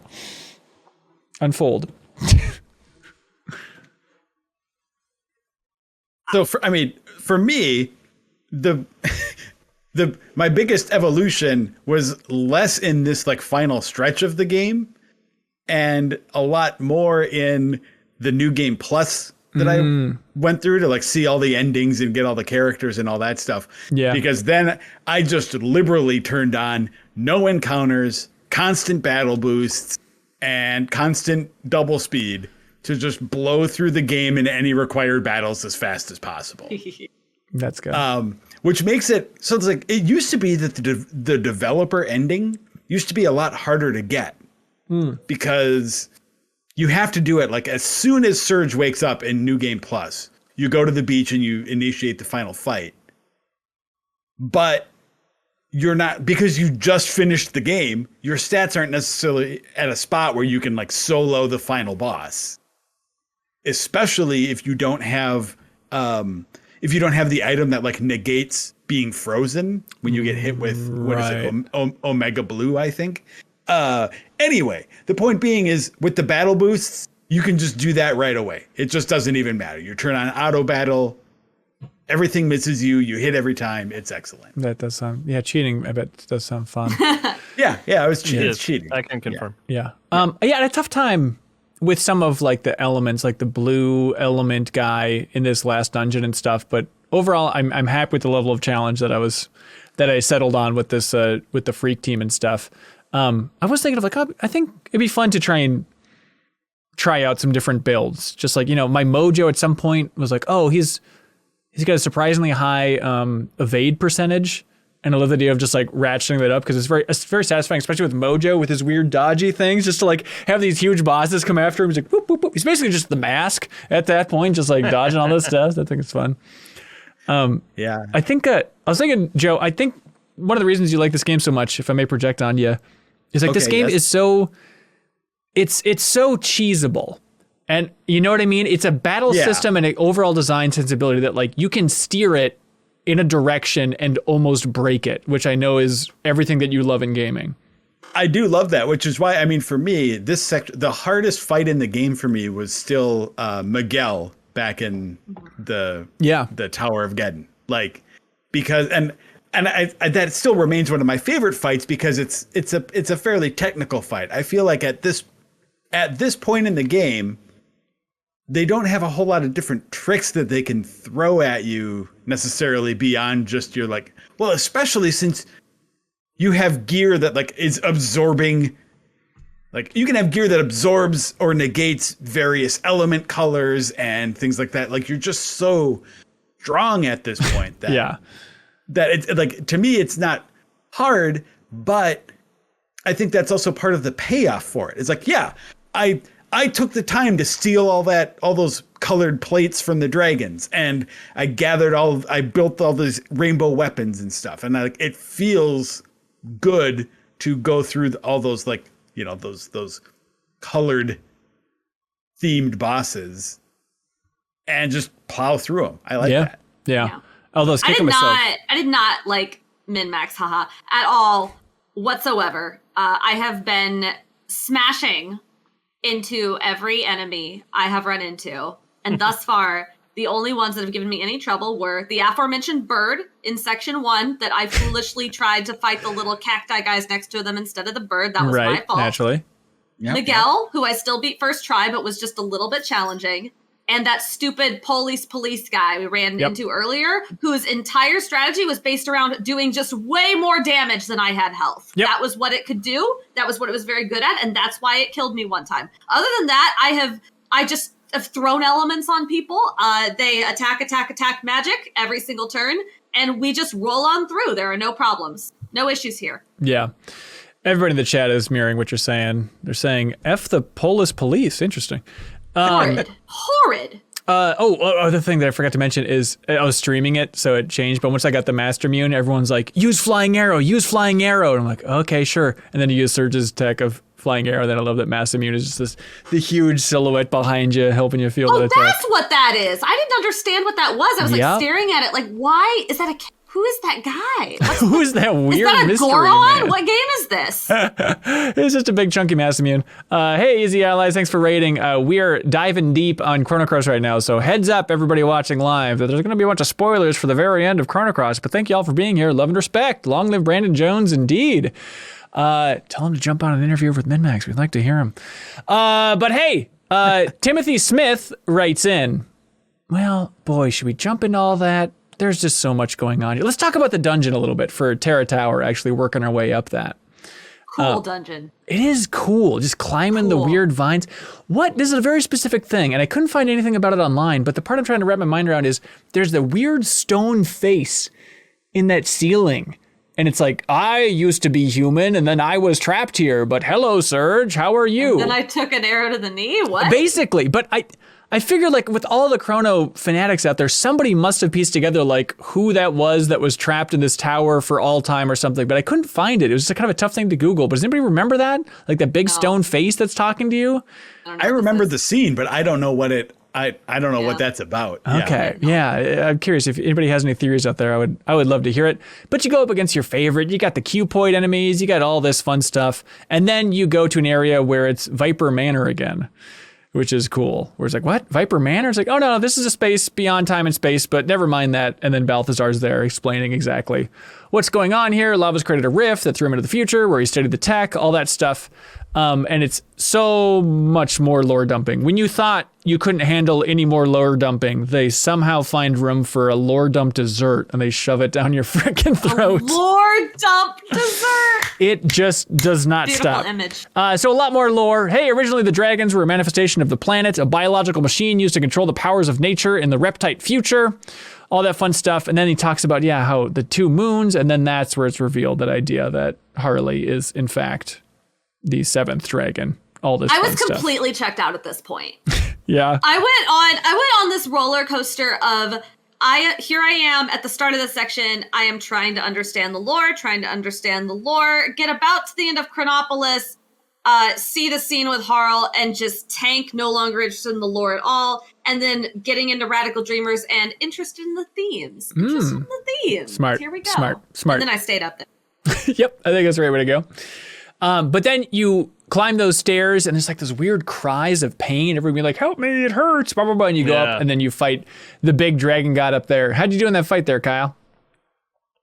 Oh, it's fine. My approach has been, what you're going to hate, is that I would try most of the fights like once, right? And see how far I got. And if basically the first hurdles I hit, I would be like, I would either die or I would be like, all right, I'm turning on the thing. I don't want to have to do this more than once because this is taking forever. But I love that, like, was it Luxator? Is that what its name is? Yeah. Yeah. I liked its design a lot. And we were talking about earlier, the soundtrack is cool because it's just, there is no soundtrack really, which is just like really cool and makes it all the more scarier. Wait, no, Time Devourer is the name of this boss. Is it? Okay, maybe Luxator might have been before, I think. Luxator was one of those side enemies, I think, because it's like the black and white enemies. Yeah, that's what I talk about. Yeah, the Luxator is the white themed. Yes. Right. Okay. But this is like the dragon that would just hit you with its tail and stuff like that. Yeah. And it descended through the different levels. And takes you through the different colored elements. Yeah. It was cool. Yeah, it was really cool. Idea. Earlier, when we were talking about the music and stuff, like one of the earlier episodes of the Deepest Dive here. Yeah. We talked about like the best music being front loaded. Yeah. And I think I mentioned something about like, there are a couple songs that are coming later that I'm looking forward to seeing again that are my favorites. The song that plays during the Time Devourer fight here, the Dragon song, is one of my favorites that I remember having on my old iPod that I would like listen to while working on like writing up features at GI and stuff like my old white chunky iPod, you know. This is Dragon God. Is that what you're talking about? I think that's what it's called. I actually don't know the name of it. I think it's Dragon God. Dragon God. Yeah. It's really good. I have qualms about the boss battle. We've talked about the battle themes of this game kind of being a little lame. And the boss battle music kind of, with a couple exceptions, not hitting. This is one of the exceptions. It's so good. Yeah. Let's see if I can find it here. Not the deepest or the Demon Souls version. Okay, here we go. Dragon God. Let's hear what you sound like. It'll sound like this. This one? Yeah, that's not the beginning of it, though. Play from the beginning. It's not the beginning, but here's the beginning. Yeah, that's okay. Yeah, I thought it was so clever, that idea of like shifting between the different realms. And it's like, oh, now he's the different element. It's such a smart way to make sure that you can't really cheese this boss fight in a big way. It's like, okay, if he's every element in the fight, what are you going to do, dude? But I thought it was so cool. And like, I love the idea, especially maybe just because the rest of my team were freaks that didn't know how to fight. But I love the dynamic that was building up by the end of just like, this game is now keep Serge alive, get strengthen and eagle eye on him. That's the name of the game. And it's like it's a fun dynamic of just like everybody there. Kyle, it's Dragon Ball, right? Just make sure Goku's alive. Like these other guys, you know, we got Krillin and Yamcha out there. Like just do anything you can do to make sure Goku lives. Because if he can just hit those threes, this boss is going to have 1,200 done on him every turn. And it's so satisfying. What I wish this game had is I wish there's an indicator of when eagle eye and strengthen was expiring. Am I missing something? That's not anywhere, right? I don't think so, no. Not for any of the buffs or debuffs or anything, yeah. Okay, gotcha. So there's this whole stuff. Of course, the dragon talks about, more stuff about just the nature of existence and how it turns out that life is brutal and for one to survive, it must consume others. Ain't that a stinker? All that stuff. Real quick. Yeah. I love you. We talked about it shifting between different areas and stuff. I think that's a definite callback to Lavos, the final form of Lavos in Chrono Trigger, the background would change during that fight and like phase to different parts of the world too. Yeah. You know, not a lot of like phases in these bosses, which I thought was, That's you know what I mean? In the interesting. sense that they changed forms really. Like even that final boss didn't really change forms, which surprised me. It was almost like its own like it avoided a cliche in some way where I was like, all right, phase 2. It's like, oh, okay, never mind. Yeah. Do you think it's intentional foreshadowing that this game opens with killing a bunch of Komodo dragons and then the dragons are the ultimate threat? Well, I guess one of the ultimate threats. I think you're onto something. Is that something there? Is that is that smart that's design? Something. Thank you, Rebekah. Thank you. I knew. I think that's a very bad idea. Yeah, I guess that's fair. I mean, it's embarrassing for you. It opens with killing dragons, and then you meet a dragon in the other world who's like, "Hey, I'm alive. What's up with the ecosystem?" Do you think I need to go back and look at like what the dragons were saying when you talk to them? Because like now understanding that these dragons are so much more important than even they seemed. Like, you know, you think they're just dragons in this world, right? Where it's like, oh, they're just like big mystical things. Got it. But now you realize like, oh no, they're like ancient defenders of the reptite that are in a constant war with fate, who's a computer. And you go back, like I feel like all they said was like, I'm ready for a good fight. Like that was pretty much it, right? Were they hinting at any of this? No, because they were deceiving you. Okay, so they were. Why would they say something cryptic like, actually, I'm an evil I guess that's true. god. I guess that's true. I do like when Fate was destroyed, there was that moment where the black dragon, like cuts all the dragons and they all say their line and the black dragon's just like, I'm gonna watch you bleed. Or it's just like some crazy dark thing. Yeah. I'm laughing because you're like ruminating on like these weird, just sort of like strange ideas that you have about the game, and it's like where you're like almost putting off the point where we can talk to the main cast from Chrono Trigger on the beach, and it's just like. Yeah, I mean, I don't know. Are the dragons like, do they mean? It's like, can we please talk about the fact that like Lynx is your dad and like Chrono finally talked and Harle and Luca are there on the beach just waiting around? They're there. Kyle, the floor is yours. I mean, you outlined it. I got it all out, honestly. It was very much like, I was kind of doing another task. Like, I was like, oh, I got to go do some stuff. I'll jump around. And where are they? Homeworld or another world? I don't even remember. But I changed Homeworld. Okay, I changed dimensions. Where it all began. I was like, oh my God, it's them, and they're not ghosts, and I think I can go interact with them. And it was just so much like, okay, yeah, Lynx is your dad. Okay, so that's pretty cool. Shala's here, by the way. Heads up on that. Kid is a clone of Shala, so that's kind of interesting. And have at it. Go enjoy. Like. Yeah. Okay. I love it. It's good to see you guys. I'm glad that they went through the trouble of making 3D models so you could just, save the biggest reveals of the game for like a few lines of dialogue right before the final boss. Yeah, I'd totally forgotten about Wazuki being Lynx. Yeah, memory of that. And the way Chrono says it, it's like, look, Serge, I don't know how to tell you this, but Lynx was your dad. It's like so almost absurd. Word for word. It's like, look, he's like all these things too. It's Serge's dad who got taken into Chronopolis, and then like Fate took him over and then also changed him to look like the Panther demon that attacked Serge. Right. So he's like he's all also these your greatest fear, by the way. That's he's like all of it rolled into one. I do not, this is not me trying to justify this because I genuinely think the back half of this game is like very weak for all the just chaotic, nonsensical lore dumping. Yeah. But I think there's maybe the tiniest nugget of something in that, like, Serge is just a guy. You're all just a bunch of regular weirdos for the most part. And like in any big adventure RPG, you usually start off as kind of a regular guy who by the end is a hero who has all this like magical knowledge and understands the legends of the world. But I feel like all of this is so over my head and so over the heads of literally every single character in this stupid party of weirdos I have. Pashal doesn't understand any of this. She has no idea what's going on. And like, that's kind of fine. Well, I mean, it's part of the theme, right? That you're just a bunch of regular people trying to do the best you can to make the world a little bit better, but you don't fully understand the consequences of all your actions.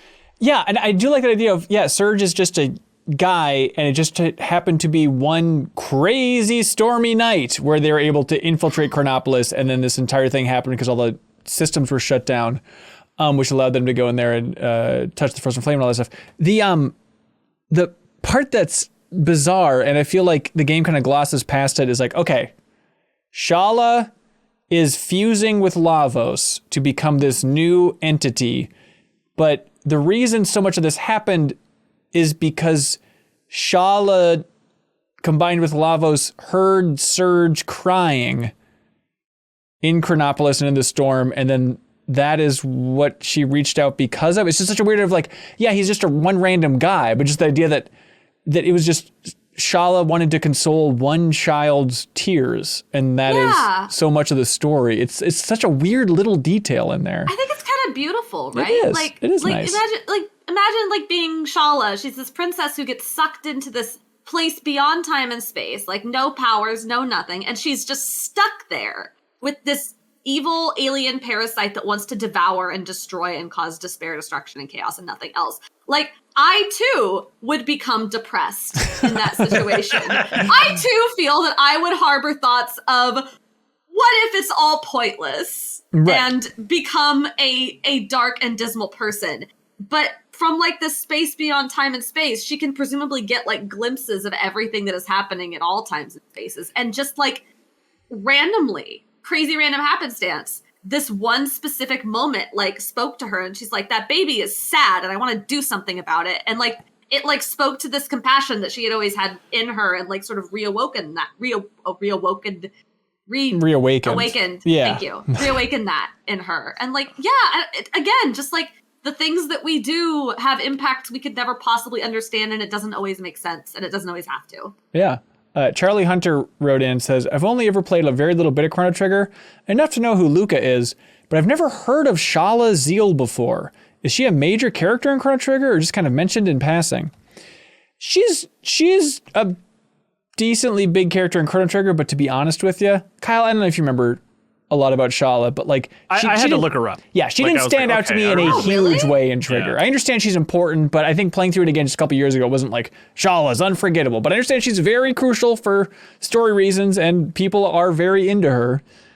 The very important character, but not a very big character. Yes, I think that's a good way of putting it. Is the way I think of it.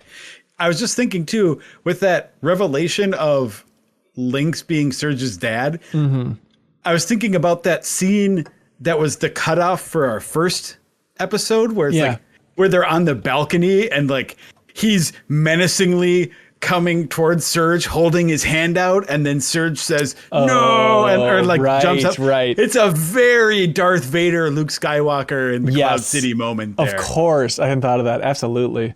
By the way, before I forget, I want to shout out Terra Corrupt is kind of the story recap that I watched multiple times today just to try and wrap my mind around all of Chrono Cross. So if you're still confused about what happens in the ending of Chrono Cross, just search Chrono Cross Explained on YouTube, and Terra Corrupt's YouTube video should pop up. It's very helpful.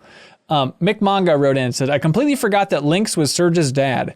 It's tragic that in an effort to save his dying son, he would end up being destroyed and rebuilt by fate to hunt his son down. It's really sad the more you think about it, because not only did fate do all that, but it even made him into a panther, the very thing that tried to kill Serge.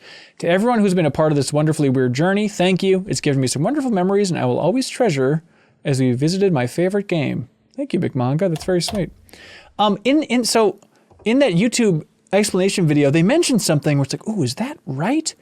Where they say that Lynx's dad, that Serge's dad, too much. That Serge's dad drowned Serge. Did you all get that vibe too? That is how he died? I know he drowned in the ocean in another world, but they made it seem like that was from his father. But that Lazuli says that is correct. Where do they say that, Lazuli, in the chat? That seems wild. I can't believe I missed that part. I went back and looked, and like Chrono doesn't say it. But anyways, I don't remember this. Timothy Smith wrote in and says, boy, where to begin with this plot? I think the character reveals are just so over the top, and I love it for all the wrong reasons. Shala is alive. Kid is actually Shala's daughter clone. I love that they just call her daughter clone throughout this entire section. Guile is Magus/Janus. Harle is the seventh dragon. Prophet is Balthazar. Fate equals good. Dragons equal bad. Lynx, formed to look like the panther demon that attacks Serge, is not only an emissary for fate, but your father. They go so overboard with all the over-the-top shenanigans, it makes it almost comical in an unintended way. The Panther attack happened in both worlds. When Serge was 4, Wazuki tried to kill Serge at age 7. Interesting. Okay, there's a lot to unpack here. Zach Briggs says, this segment is super lore heavy, and I wonder if all you think the game would have been better off spacing out the major lore drops throughout the game rather than concentrating such a huge portion of it at the end. Yes. How quickly can I answer yes? Yes. The name's Pug says, so this section of the game soured the experience a bit with massive lore dumps that require notebooks and thread diagrams to fully understand, but I do like the game overall. Did anyone else feel like this game is more of an experiment with various concepts, like recruiting a huge roster, interlocking so many character stories, and weaving alternate worlds? I feel like a sequel could polish these ideas into a more cohesive experience, but beyond the rough edges, there's so much heart in this game, and I love the deepest dive. I was not soured by this. I feel like I'm being sort of pessimistic about it, but like it was kind of fun to get all that at once, even if it was just so dense that it was like hard to comprehend. And then like it just gets all the more sort of dense and incomprehensible with the good ending, where it just gets like the Metal Gear Solid wrap up. You know, I could hear Otacon sort of reading that dialogue to me over, you know. And then the credits have like live action footage. Oh, look, we'll get into that. We'll get into that, baby. I feel I keep referencing Radical Dreamers. I really hope we get time to talk about it. Of course. I think I think it's not that I think it needed less or like it was very experimental. I think I came to appreciate it so much more after playing Radical Dreamers through again, because I feel like Radical Dreamers is a distillation, like it's a pure simplified version of the themes they were clearly trying to get at with Chrono Cross, but just like overcomplicated and spun off into all these other weird plots that maybe didn't need as much thought as were put into them, or maybe needed a little bit more. I'm not really sure. And I think, again, like playing through Radical Dreamers and seeing it all just sort of boiled down and simplified into a couple like very straightforward plot points really made me appreciate what they were going for with Chrono Cross more, and made me appreciate the weird experiments. Yeah, I hear that.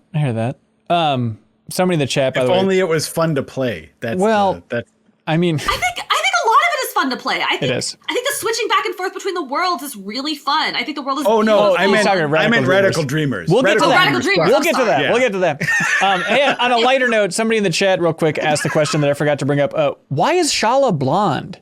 Like, she has blue hair in Chrono Trigger. Why is her daughter clone blonde repeatedly in this world? This has actually confused me earlier, because I think I said earlier in this conversation that like Marle was related to Shala, and the entire reason I thought that is because all of Marle's line is like blonde. Right. And so I think in my brain this entire time, because Kid is also blonde and Shala is also blonde, I was like, oh, because Shala is the princess of Zeal and the royal line continues, obviously. But that's never said. That's not actually true. Yeah. I didn't know that. So no, they're not supposed. No, it doesn't. That's not in the game. So okay. That's just me assuming, because they're all the blonde women are related. That's not true. So I don't know why she's blonde, but it confused me. It is odd. It is odd. Yeah, people are saying that everybody in Zeal dyed their hair. Yeah, that's it. They used their magic to dye their hair. That's what the queen was all about. She dictated it. So anyways, you're on that beach. You use the time egg, and your option, it says no beginning and no end. And then I love the options are to the darkness of time, or no, wait, not yet. But it's just a cool climactic way to end it. And I love that final boss fight, and they have to do it because of the mechanics, but I love that it's just silence. Like in a game all about music, it's like, nope, you're just looking at Shala, and Shala's model looks so amazing on Lavos. Like they really spent a lot of polygons on that face. It looks incredible. Yeah. I both appreciate a boss fight taking place in silence, but also remember how good World Revolution was. Remember that? Wait. But they have to do it because quiet, though. It really works. I think I was just like so again, except for Dragon God and whatever was playing during Miguel, I was like so underwhelmed by all the boss themes in this game and all the battle themes. I was like, really? We couldn't have gotten a cool final boss theme? Come on! But they need to have you hear the chimes and the dings. They really want to emphasize that as much as they can, you know? Because they really want to emphasize it, so they don't explain it at all. That's right. It's not confusing. It's all right there. I agree with Rebekah. That felt like a missed opportunity to me on a replay. Like I'd forgotten that there was no final boss music, and I was like, "Is this a mistake?" Or like, it is so much. I don't know. I feel like you've got Yasunori Mitsuda like there to make your music, but it's all you'd think that's when you're a composer. You'd think the final boss music is like the juiciest part of the meal, right? Yeah. But it's all. Do you remember World Revolution that opens with like the Lavos, the noise? Like, and then it like hits those chords and you're like, oh, this is it feels so cool. Man. I don't. Nothing here. You know what it is? It's a 42-second track on the soundtrack called The Darkness of Time, and it's just that's the sound. But they had to. Okay, here we go. Again, as Daniel Conrad here says, when I first finished the game, I loved the sensation of casting the Chrono Cross element and listening along as the soundtrack took over, turning the slow roll out of my element cast into a melody. That track, Life Far Away Promise, is beautiful. The way the crystalline synth repeats the element's notes, then speeds up the tune before the piano steps in front, followed by a roll of the timpani and the cymbals crash, then soaring strings take center stage as the piano takes a backseat for the rest of the song. Listening days after beating the game, that song sent shivers down my spine. Well, let's play a little bit here so we can recall. Now that is cool. No, this part is cool. Yeah, they have to do it so that this is impactful. I'm not trying to detract from Far Away From It. I get it. But then they say, the track also gets bonus points for its synth sounding similar to the intro to Shala's theme from Chrono Trigger, and the theme in Zeal, Corridors of Time. It's just awesome how much the music of Chrono Cross, which is already such memorable tracks in there, ties into the previous game in such a profound way at the end. And then Ross, the Star Wars guy Fund, writes in, says, I love how a small segment of the original Chrono Trigger theme is expanded to become one of the main musical motifs in Chrono Cross, which you hear most prominently in Time Scar. I think this intentionally mirrors how the fate of Shala, a minor part of Trigger, becomes one of the most prominent factors in Chrono Cross's story. Mitsuda is a total genius. Well, that's true. There we go. It's cool. It all builds up in a beautiful way. But Kyle, I understand if you didn't, you got the bad ending and moved on. But no, I did go back to get the good ending. Oh, good. I'm glad. What'd you think about the ending, Kyle? I was whelmed. I don't know. I wasn't like, I didn't really. I didn't dislike it or like it. I just like, I don't know. It like just the narration at the end, it's not literal narration. It's just like a lot of spoken dialogue. Just like, it's a lot of ruminating on like ideas, right? Right. And it doesn't really extend anything about the characters or the plot of the world, really, to my, like, unless I like miss some sort of undercurrent or like some subtlety to it or something. And like, it was cool. It was good. But I wasn't like, it wasn't this, Kyle, it wasn't this big triumphant ending for me. Right. It was kind of a quiet ending, which it wasn't necessarily a bad thing. Yeah, there's a part of me where it's like, oh, I feel like we're just kind of repeating the same themes about like, gosh darn it, why doesn't humanity get along, dagnabbit? And then I realized like, oh, that's right. I guess it would make sense that Kid and Shala would kind of repeat the same dialogue in this section. And then of course Shala says, every single thing in the whole of nature is perhaps just dreaming a dream of life. All of them are also perhaps nothing more than a dream dreamt by a planet before its birth. So, if you ever want to think about that. And they talk about, they say at some point, talking about the planets as, they call the planets eggs and the life form the spermatozoa of the galaxy and all this stuff. And really just $20 words all over this game. That's right. $20. Enmity. Did we mention enmity? The enmity of the sperm. So that's basically a lot of unwinding in this game, talking about all this stuff that's going on. But yes, you're right, Kyle. It is bizarre. I'm kind of trying to remember when does the live action stuff in the credits roll? It's pretty late. I guess that's I later. was like not fully paying attention, and I was kind of like, oh wait, what? That's live action. You're right. I guess I was so enamored with it being not Square-Enix but Square. I was like, oh, it's just Square back then, isn't it? It's fun. I was like, wait a second, that's a woman with a ponytail on the street. It's tough to tell when it looks like it's at 240p. It's what am I even looking at? Like a lot of the videos, especially the ones at the end, are rough. But I guess before that, you do then go back to the beach, right, with a good ending. So James writes in and says, Lena has a really moving send-off. Oh, hang on. Alex Smith writes in, I'm sorry, and says, Lena was kind of a jerk at the end of the game. From her perspective, her boyfriend passed out, woke back up, started talking about dinosaur towers and robot orbs, and all she had to say is, get with the program. Our summer's just starting. Take him to the dock immediately. Yeah, they say they erased his memory or whatever, but then Serge still wakes up on the beach, and it seems like he fully remembers everything. It seems like a nightmarish existence. By that too. Yeah. But then James points out that Lena has a really moving send-off when you get the good ending, with her saying, well, I guess this is it. You're going back to your home world, right? Thank you. You've given me a special place in my heart for the Serge who passed away 10 years ago. Goodbye, Serge from another world, and have fun with the other me. Zach Gallo says, I'm fresh off the good ending, and I have to say, despite getting bogged down with some heavy lore dumps towards the end, I really enjoyed it. It feels like Shala is speaking directly to us, the player, when she delivers her monologue at the end of the game. This really feels like the game's manifesto. Basically, we're all just small in the grand scheme of things, we all have potential to do great things, and we're all building towards something greater than ourselves. The live action stuff. I forgot about it. I forgot that they basically pulled a Kingdom Hearts 4 12 years before Kingdom Hearts 4's big trailer with the idea of like ending with like And now our characters are in the real world. What do you think about that? But the part I'm confused about is like, I hate it. Well, is the idea that the live action stuff is real and that Shala is looking for Serge? That's the idea? Because it's all this stuff about I will find you again. This isn't about Magus, right? This is about Serge. Magus is looking for Shala, but Shala's looking for a new incarnation of Serge. Is that right? I guess, yeah. I think that's what it's supposed to be. I think it's not like clear or good. I also like, is it maybe an alternate reality? Like just like some other weird version of reality where it intersects with our own. It's also maybe weird. not even that cool, but yeah. We know where Serge is. Well, we know exactly where he is.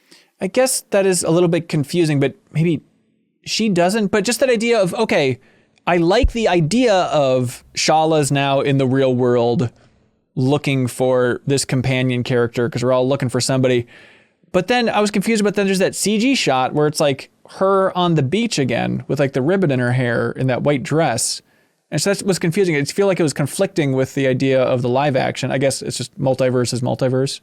For me, and maybe I'm not saying this is correct, but my read on that, I guess, is a lot more metaphorical than what you guys have with it. Because like, I was not taking any of those scenes to mean that like, here's Shala in the real world looking for Serge, as much as it is like, I think looking for Serge was the important part of that, or it was in the way what I took from it, and just the idea of like her searching throughout time to try and find, like you said, another incarnation of him.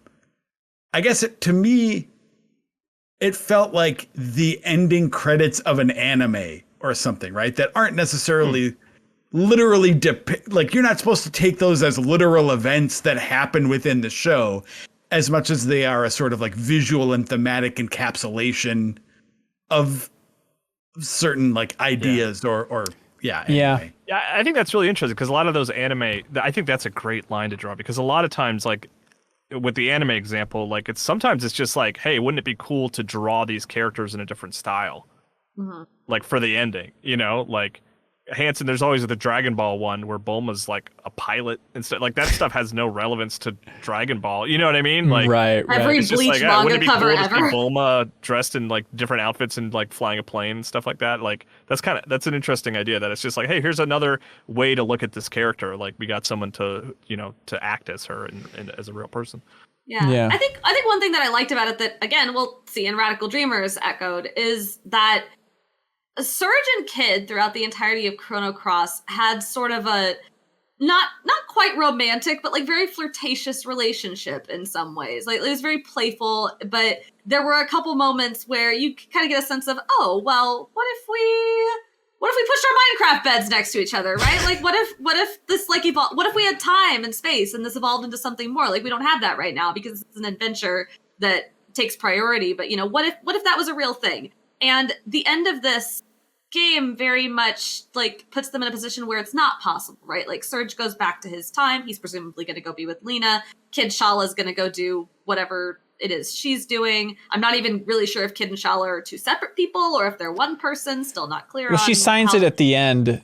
How does she signs it? Shala Kid Zeal. So I guess it's the same person. They just merge. I don't know. But yeah, like it's clearly not possible. But there's sort of this theme of like, oh well, we can't be together in this life, but like we'll encounter each other again. Like there's so many alternate realities out there. There's so many other possibilities out there. There is a universe where we get a happy end. Yeah, and I keep going back to that. I don't know why. No, I get it. AJ in the chat is big on saying that I guess in some interview Masato Kato said that the idea was, oh, now Shala is looking for you, the player, which is like, that's a cool idea. It's a little bit like what Itoi with saying, Mother 4 is the real life that you're living right now. Like I like that idea when developers are like, and now it's reality. What are you gonna do? But then I like it's that shot of Earth, which feels very Chrono Trigger, and it has kind of the final dialogue from your team and stuff like that. So for me, it was Poshul saying, "Me hungry, me want some Hecarim soup," and those were the pivotal final moments of Chrono Cross. Did anybody else's characters say anything interesting there? I had Guile.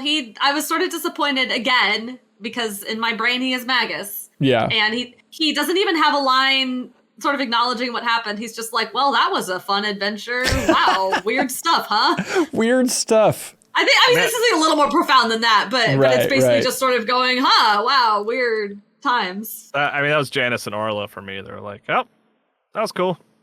Yeah. See ya.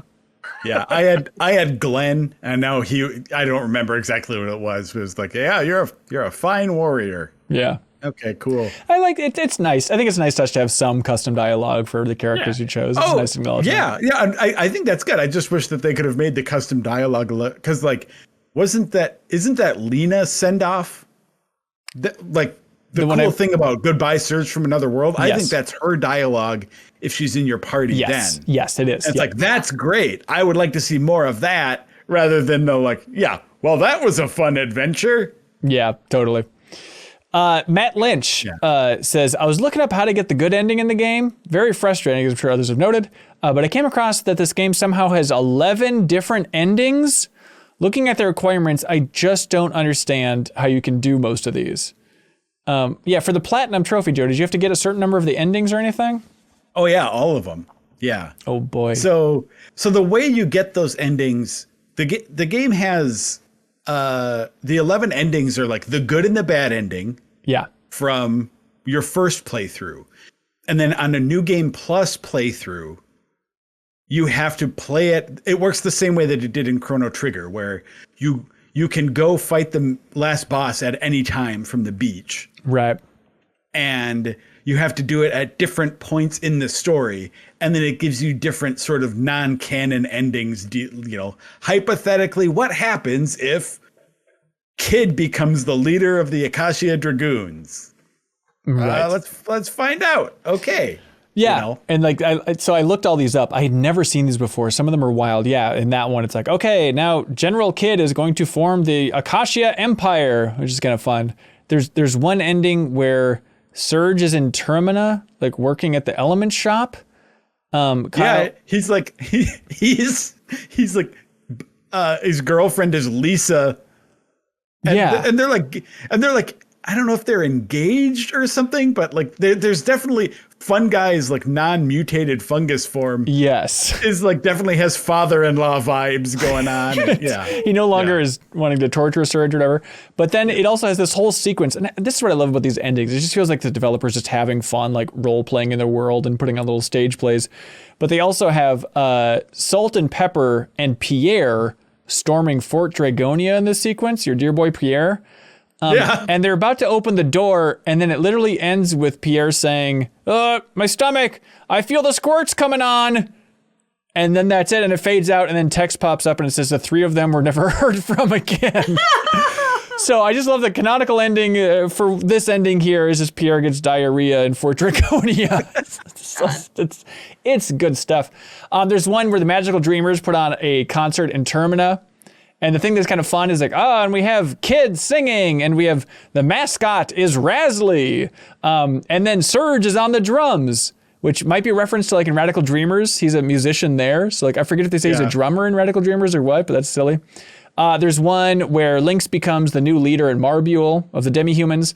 There's one where Viper leads the Dragoons into battle, and Kid attacks Lynx and Marbule. It seems kind of dumb. There's one where Dark Surge becomes Fate, and then all like the save points turn black. It's just basically like, what if he was able to access the Frozen Flame, which is kind of cool. Wait! Yes. Hold everything! Yes. Dark Surge becomes Fate? Yes. Is Dark Surge not already Fate? It's like it's like Fate's tool. I think it's like a manifestation of fate. I've read the quote earlier. It's something confusing like that. No, never mind. Don't eat. No, it's not worth it. It's not worth it. Themes. Yeah, they're not focusing on themes. They're not 1-to-1, I think. No, it's not worth it. I don't think. Look, you can correct me in the comments. But anyways, there's another one where General Viper recruits an army of kids or something, or like there's a bunch of kids in the orphanage or children. Well, it's not so much that. It's more that the orphanage of the orphanage in Viper Manor. There's kids running all over the place. Like all this 20 stuff. Kids.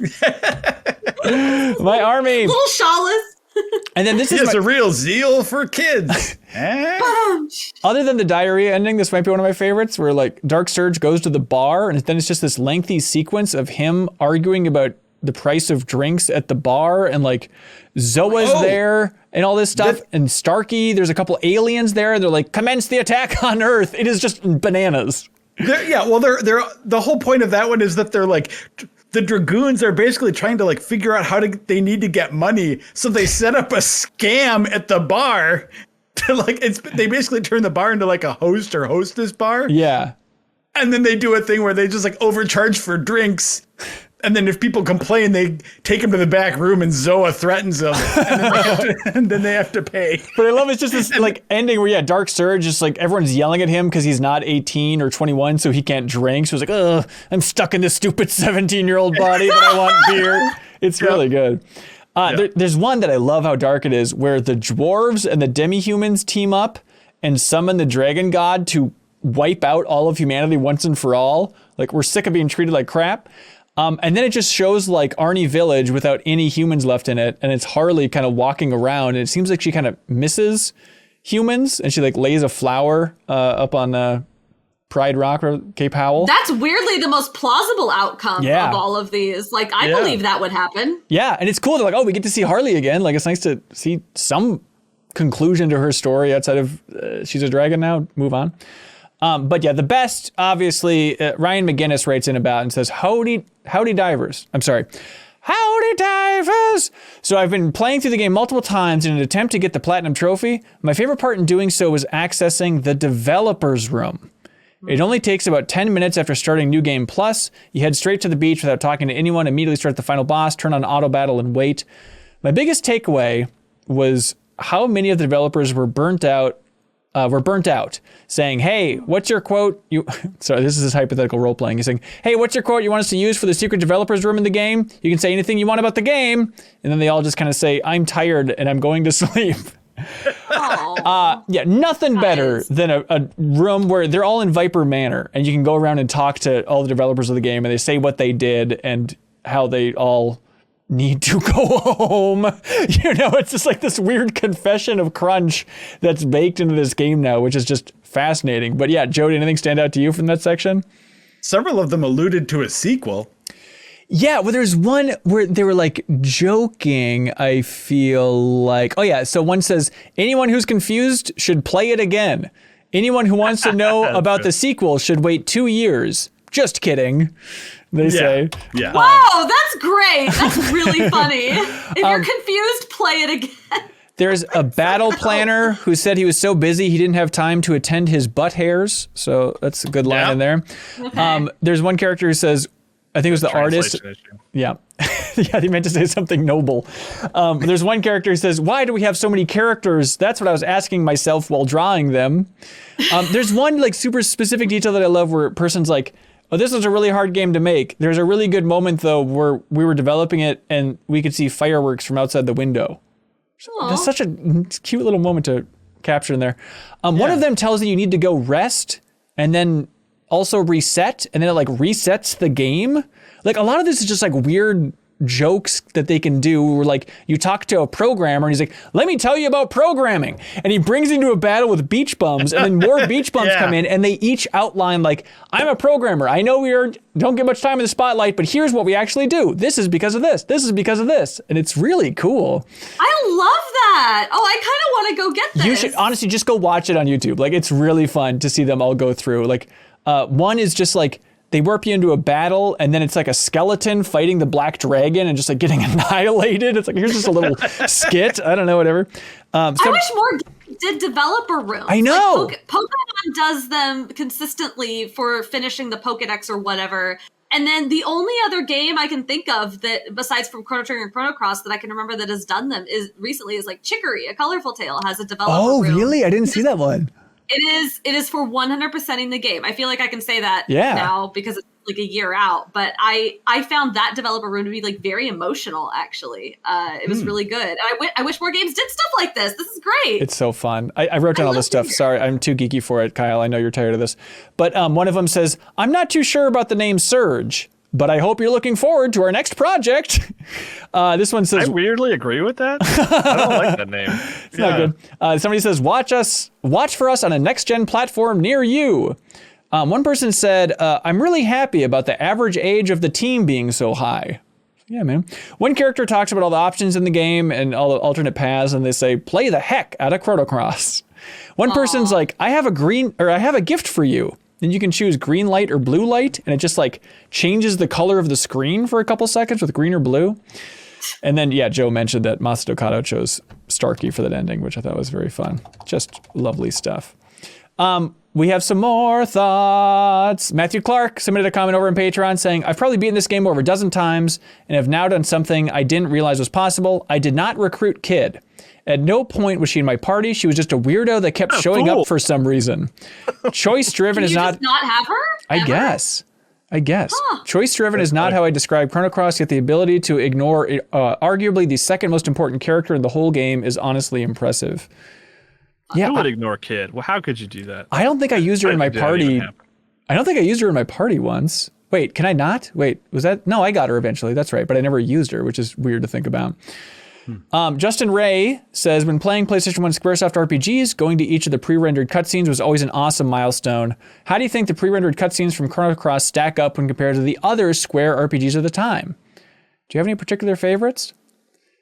I like them. I don't think they're nowhere near like a Final Fantasy VIII or anything of this era. They're all kind of so short in Chrono Cross. And the longer ones are just like the different things forming in the water. You know, it's like not the most compelling stuff. Yeah, I feel like the problem with the cutscenes here, especially, compared to something like FF7 or 8, is that the length of them, they're just, they're too short, and they're so atmospheric. It's a lot of just like, hey, here's what Fort Dragonia looks like. Yeah, right. Or, or here's the, anyway, yeah, a lot of stage setting stuff that I think serves the world well. I'm not saying that they're like wasted cutscenes or anything. But unlike what I used to do for Final Fantasy games, I would never like create a save right before a cool cutscene in Chrono Cross just so I could watch it again. They're just too short. Though I do love the cutscene where the green dragon just goes and bites the white dragon's back and then gets like sucked. Yeah. That green dragon is like my new favorite, is like the new MVP of Chrono Cross for me. That guy's such a delightful weirdo. Weirdos all. Yeah. You can also watch basically all of them together just by watching the opening of the game, and you get to listen to Time Scar while doing it. So why would you ever try to watch them in context? That is true. Uncle Longfellow says, here's some wacky fun facts. If you choose not to save Kid, the person who brings you the Hydra humor is Norris. They discussed this in one of the endings, which I did not know. That's cool. The frozen flame is a piece of Lavos that fell off impacting the planet. The same piece that powered the Mammoth machine in Chrono Trigger. The same piece that caused Ayla's primitive humans to evolve into the advanced humans of Zeal. That's true. Also, they say, why did the Masamune turn evil? There are several theories, but two good ones are that since the Masamune is made of Dreamstone, same as Shala's Pendant and Mammon Machine, it can conduct Lavos' energy, and without Masa and Mune awake to fight it off, the Dream Devourer corrupted it, or that since it was stolen in the fall of Guardia in 1005 AD and covered in blood, which is shown in a cutscene in the PS1/DS version of Chrono Trigger, that this is evidence of the Japanese myth stating that swords have souls, and failing to clean the blood off of your enemies, or to clean the blood of your enemies and treat your weapon with respect will turn it demonic. That's an interesting note. Also, here we go. The fall of Guardia and the rise of Poor's military was perpetrated by none other than the doofus Dalton from Chrono Trigger. He says he plans to build a strong military in Poor after his defeat in Trigger, so if he got his hands on the Masamune, we know he hasn't used it in a knightly way and lends more evidence to the demonic/corruption theory for that. There's Dalton. There's old Dalton. Dalton. Would show up. Mr. Dalton. Sean Studstill writes in, I will always prefer the bad ending for sentimental and aesthetic reasons.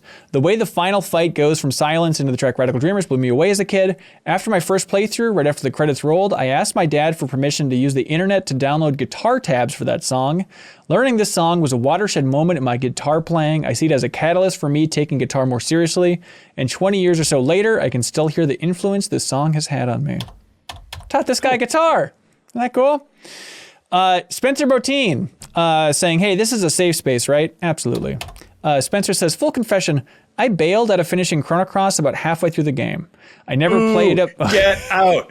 Get out. Yes, we're going to go full Green Dragon on you, Spencer. But I never grew up playing 90s JRPGs, and it just wasn't hitting for me. Out of curiosity, how much of your enjoyment of Chrono Cross comes from nostalgia? Now that we finished it. No. Look, if I'm being honest, 73%. That's pretty high. Yeah. Yeah. I played it in 2012. Yeah. It's not nostalgia. I just like it. Okay. Yeah. I don't know. I never really been able to. I don't like the exercise of trying to separate nostalgia. Come on, answer the question.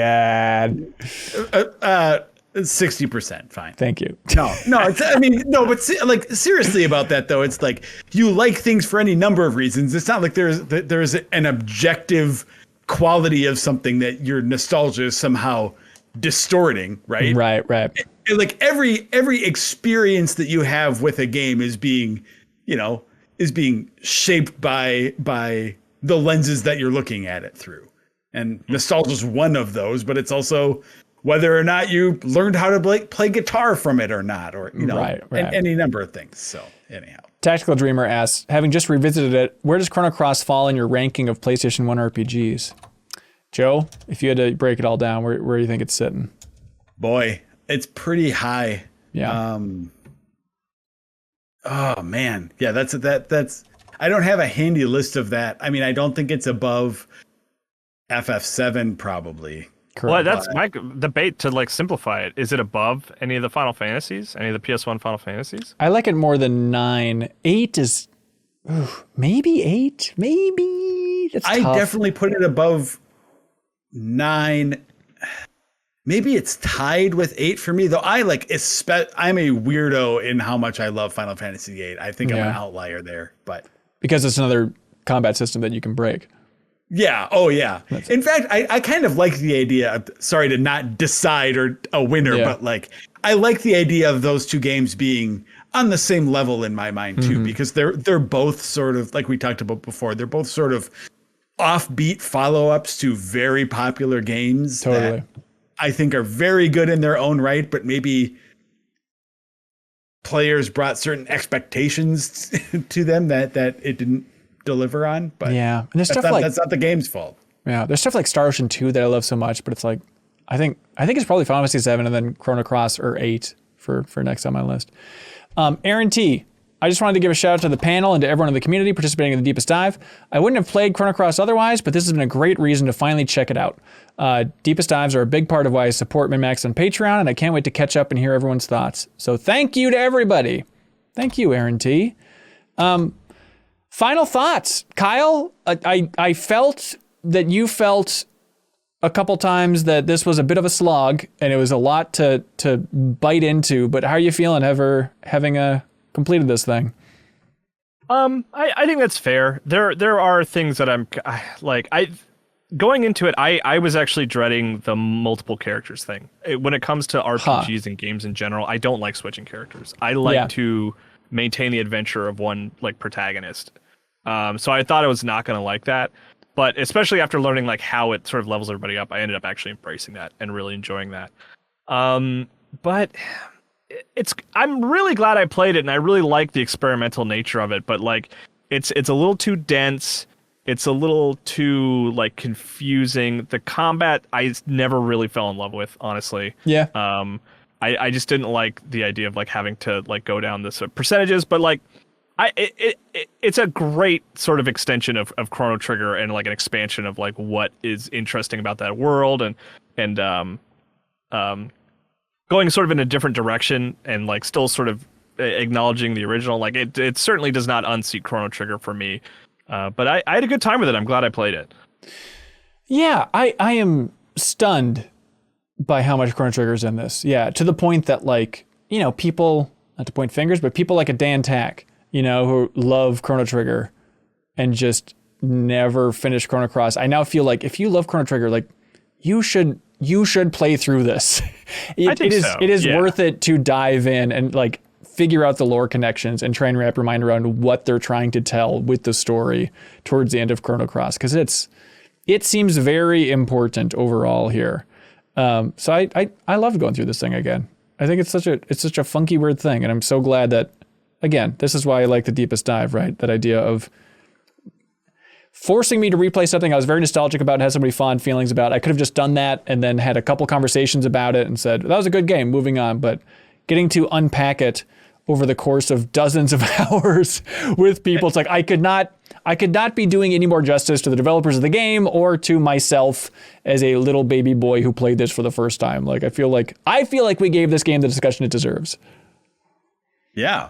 I want to chime in real quick because I was a little down. I said Radical Dreamers sucks earlier, and I want to amend that a little bit because like I think all the stuff that Rebekah has said about it so far, like thematically, like all of the narrative threads in there are really cool. And if you have the remaster of Chrono Cross and you enjoyed it, I'd say definitely hop over and check out Radical Dreamers. Yeah. And just do it with a walkthrough. Yeah. Because it is a very different style of game. Old, like a very old kind of haunted mansion style. It's a text-based adventure, Joe. Yeah. I mean, do you want to jump into Radical Dreamers, Joe? Or are we there? I want to talk about Radical Dreamers. Oh, I thought you were closing it up. If we want to talk about No, Radical I was wondering Dreamers, if you had any final thoughts on Chrono Cross. Then I wanted to shift over, but hey. Radical Dreamers is so tied. I thought you were ending too. I was so worried.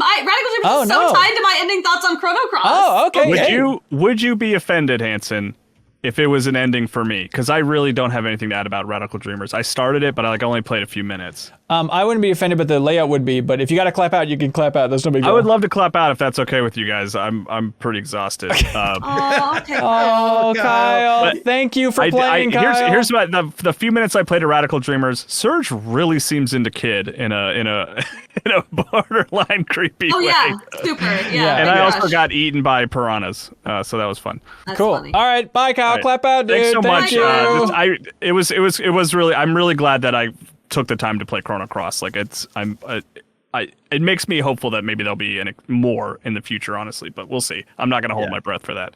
Well, Kyle, thanks for doing it with us. It was a lot of fun to get your perspective on this stuff. So yeah. All right, here, Hanson, I'll do this. I'll mute and I'll turn off my camera. All right, and then that won't mess with the layout. Oh yeah, that'd be great. Sweet. All right. So it doesn't. No, it'll switch us. No, you've switched bodies like Serge and Lynx. Look, it's thematic. It's Serge and Lynx. It makes sense. Okay. Okay. Bye, Kyle. You can be Lynx. Okay, and then we'll turn this one off. I'm going to figure this out. I'm going to figure out this weird thing. I'm sorry, Rebekah, you've disappeared into the void. There actually is no saving you. Hang on, let me figure out this funky layout. What if you were hiding here? Okay, there we go. Wait. Oh, this is so fun to watch. All right, and Kyle will be the void forever. All right, here we go, everybody. The Radical Dreamers. Radical Dreamers. 1996. Whoa. This is a game that was released for the Super Nintendo Satellaview. You beamed the game down onto your Super Nintendo, Japan. I don't know why I said it like that. Japan only. So it's always just been like this mythical thing. When I loved Chrono Cross and played it, like I remember hearing about it and be like, what is this? And I tried to look up pictures and I was confused about the technology. I remember listening to the soundtrack a little bit and now going back to it, like that is maybe the biggest takeaway is like, oh, like it's so cool to have like the Super Nintendo soundtrack that is like the predecessor of so many great songs from Chrono Cross. And fun fact, if you're a big MinnMax fan, you might notice that every Thanksgiving we do like 100 things to be thankful about in the year, and they're just a bunch of jokes. We've been using a song from Radical Dreamers for that for the last like 6 years, so it's fun to finally hear it in a context. I forget the name of it. It's one of those songs packed in here. Oh, that's so funny. Radical Dreamers is such a weird artifact. I'm so glad it's in this collection. So my first experience with Radical Dreamers was, I played Chrono Trigger in college. Like a year after that, I played Chrono Cross also in college. And at that point, I was like, wow, these were amazing. Why did Square never make any more Chrono games? Like, that seems wild to me. And so I'm on the internet, tippy-tapping away, trying to figure out, is there ever going to be a Chrono sequel? And, like, when you do that, you end up down these, like, weird internet rabbit holes of, like, fan theories and fan projects, like Chrono Break trademarks and fan games and things like that. And as part of that, you run into Radical Dreamers, which, like, as Ben said, was on the Satellaview, which I wrote about this, so I'm sort of, like BSing from my memory here a little bit. But, like, the Satellaview was Japan only. Not a lot of people had this thing. Not a lot of people played the original Radical Dreamers, like so few people. And it was like pulled and put into a ROM and like thrown out on the internet. But unless you knew it was around, like unless you knew to look for it and were down these same internet rabbit holes, like looking for Chrono sequels, you probably did not know what Radical Dreamers was. And you may not have ever found it or played it. And I did play it. And at the time, it gave off this massive vibe of like fan game ARG, like weird, Yes. And that was so cool. I felt like I was in like this club of people who knew about this secret Chrono game. It was so awesome. Yeah, it absolutely feels like that. Like, because even when you're playing, you're like, I don't even understand what system this could have been on. Like, it's just a confusing thing. Yeah, because like text-based adventures at the time were also like on their way out. Like they're definitely, I feel like some of them are making a comeback a little bit now in the indie scene. But like text-based adventures were huge in the 70s, 80s, 90s or whatever, but they were on their way out at this point. This was sort of like a weird dying gasp as we moved on to games like Chrono Cross and Final Fantasy VII. And so what a weird choice. I love it. It's fascinating. But Joe, it sort of exists. It exists in this weird space because it came out in 1996. I think I think it said. So it's like it draws from those old text adventure games, obviously, like Zork, but then it also has that like The Uninvited is one I remember of those old, like just those old, like very map driven, but with slight graphical elements enhancing it. So it's not just pure text, but it's also it's got stats in the background for you too. Like really? It's keeping track of your hit points and it's keeping track of your affection with Kid. Yeah. Oh, that's interesting. Somewhere in the background. So it's like key to the actual end, to actually finishing the game is like having Kid like you enough. I was surprised. Like I wasn't capturing footage from it, and then I started it, and I was like, oh, I should go back and capture it. Like it's more visual than I expected, and it is just a lot of background stuff, a lot of looping of like, okay, we're in a hallway again, going fast, or we're going up and down the stairs. But there's moments that are kind of cool, like the room where the spikes are coming down from the ceiling. We're like, oh, it's actually kind of like animated as you're looking up at the spikes, or it's nice just to see like these early versions of like, okay, that's a goblin enemy. I understand this, and it's like every once in a while they would go all out with this. The mirror in Lynx's room, where you think it's just a still image, and then the statue turns and its eyes flash. Like, whoa! Yes, I love it. I love there's that mirror where Magil, is that the way you pronounce it? Magil, yeah. Magus, Magil. Yeah. But he said there's no need for panic. Which is a weird like portmanteau of Magus and Guile. Yes, love it. Exactly. Hello. Yeah. But he says there's no need for panic. It's a whispering mirror, nothing more, said Magil flatly. What's one of those? Says Serge. What's one of those? Serge is so different in this too. Like, like Kyle said, he has like a weird crush on. Well, I don't think it's weird. I think it's like they've been traveling companions for years, so it's not that weird. Sure. But he's also a bard, which is just hysterical to me. Yes, his job is a bard. It's really strange. But there's just moments throughout where like beginning he keeps talking about, he describes Kid as achingly beautiful. And then you have like that, I think it's the mirror that you can ask any question, and one of the options is like, I want to know Kid's measurements. Just some good Japanese perviness. So sure, why not? Throw it in there. That is not something you want to do if you want to make her like you, though. That's right. But then it turns out that they gave the measurements for the ring size, and she's like, buy me a ring then. Buy me something nice. Oh, so you chose that option. No, I read online. I see. I did. Yeah. Speaking of reading online, though, to pick up where I was talking about before about this, is like I cannot recommend enough that you just go through this with a walkthrough. Yes. Because like it is. I don't know if this was fun to play back in 1996. I think I might have dug it if I had my hands on it. But like it is so focused on like you have to draw a map, and there are like a bunch of random encounters that can just screw you over completely. Yes. So it's it's not predictable enough to make the exploration fun, but the battles and stuff also are randomized to the point that it's not like you can learn about how to. Well, there are some that have predictable outcomes sometimes, but like some of them are just like random stuff happens and you take damage or maybe you don't. And then you just have to start over or go back to a save point. Anyway, my point is definitely I do not regret using a guide for this at all. I feel like that helped me get the most out of the story with the least amount of hassle. And I'm really glad I played through it because, like Rebekah said, it's just like, and this game had such a mythical status for so long and I just never was able to play it. And now getting in there, the big thing that stands out to me is like, oh man, anyone who played this first totally got the kid Shala thing spoiled. Right. Except it's different in this one too, which is wild. So in Chrono Cross, Kid is, I feel like we're just skipping to, I mean, we don't have like an hour to spend on this, but like Kid is Shala's daughter clone in Chrono Cross, but in this one, Kid is Shala. Like Shala got like de-aged somehow into a child and her memories wiped and grew up as Kid. Like this is just Shala. Gotcha. Yeah. So I didn't finish this. I played it for about 40 minutes or so, and then everyone was saying like, it kind of gets to be a pain in the ass by the end, and I hadn't started with the guide and everything, so I trailed off and then read like a summary and all this stuff. But okay, so that's a big revelation. And so what's the Magus Magiel thing? Do they explain that is Magus, or just heavily implied? Magus, yes. Did they say it? I don't think he ever says it, but it is him. Yeah. Like, I mean, like his lines, he's clearly there for Shala. So he's just protecting his sister. That's the idea. It's more clear than Guile is, certainly. Yeah. Right. Well, and if nothing else, that I think that final scene when you beat both of them. Yes. Even though it doesn't, I guess maybe it doesn't call him Magus by name. It makes it pretty explicit that it's him. Well, also, he uses a magic attack in some scenes called Black Wind.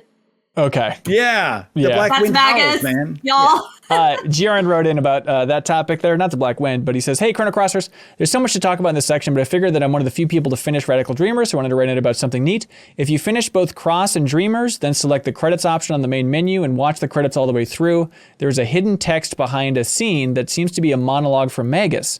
It's difficult to parse out, but it seems like he's hunting for Kid. Is there a new game incoming? Side note, it is 100% worth it to do the optional ending for Dreamers. Most are quite fast to get through and completely bizarre and hilarious. Yeah, I definitely want to go through that. But I didn't read it. So I looked up this ending to watch it. And at the end of the secret ending from Magus, where it says monologue, he says, though a life may end, a story lives on. Not forever, perhaps, but what's eternity compared to this moment in time? I read that as like, oh God. And this is why I wanted to talk about it so bad. Like the people online that I see talking about this text are talking about it as, confirmation, Guile is Magus. I don't think that's what that is. Like, I mean, it could be. You can read it that way. I think it's coming from Radical Dreamer. It's not coming from Chrono Cross. Like, this is a line from Magus, from the end of Radical Dreamer. It's like it feels like a final sign-off for Chrono. I'm going to tear up a little bit. No, I think it is. It feels like a final sign-off to the Chrono series to me, because like this is a series that people have asked for more for so long, and I don't think it's possible at this point. Like, this team is a mixture of retired and scattered. Square is a very different company now than it ever was. It has moved on. As we've seen even just this week, it clearly has very different priorities now. I very much feel I really want to know. I actually think I might reach out to Square-Enix and like for comment and see if I can find out who wrote this new dialogue. Right. I'd be really. I wonder if it's Kato, and like I really want to know. It feels like a farewell, like that last line of, read it again, Ben. The very last bit. Though a life may end, a story lives on. Not forever, perhaps, but what's eternity compared to this moment in time? That's the way I read it like too. Chrono, like. This story, like the Chrono series, like might be over, but the thing that we have, this experience that we had of playing it and the stories that we got out of it will last us forever. Like we always have that. And that moment was meaningful to them and to us. And we can keep that, and it doesn't lose meaning by not ever getting further entries. And like, I don't know, that was how I read it. And I thought it was like really, really beautiful. Yeah. Yeah. It felt like a farewell.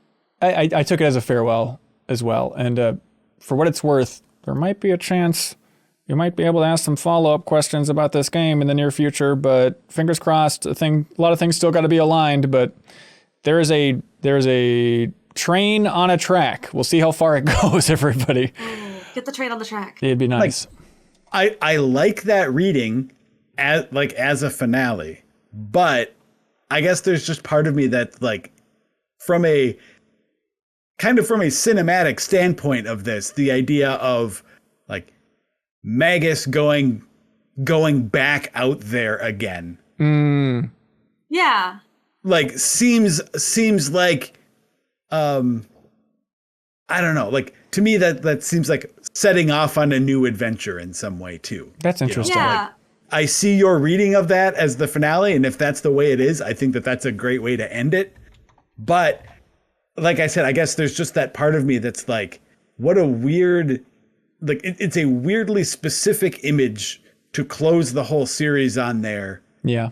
That also evokes a sense of like something new, something like another adventure starting.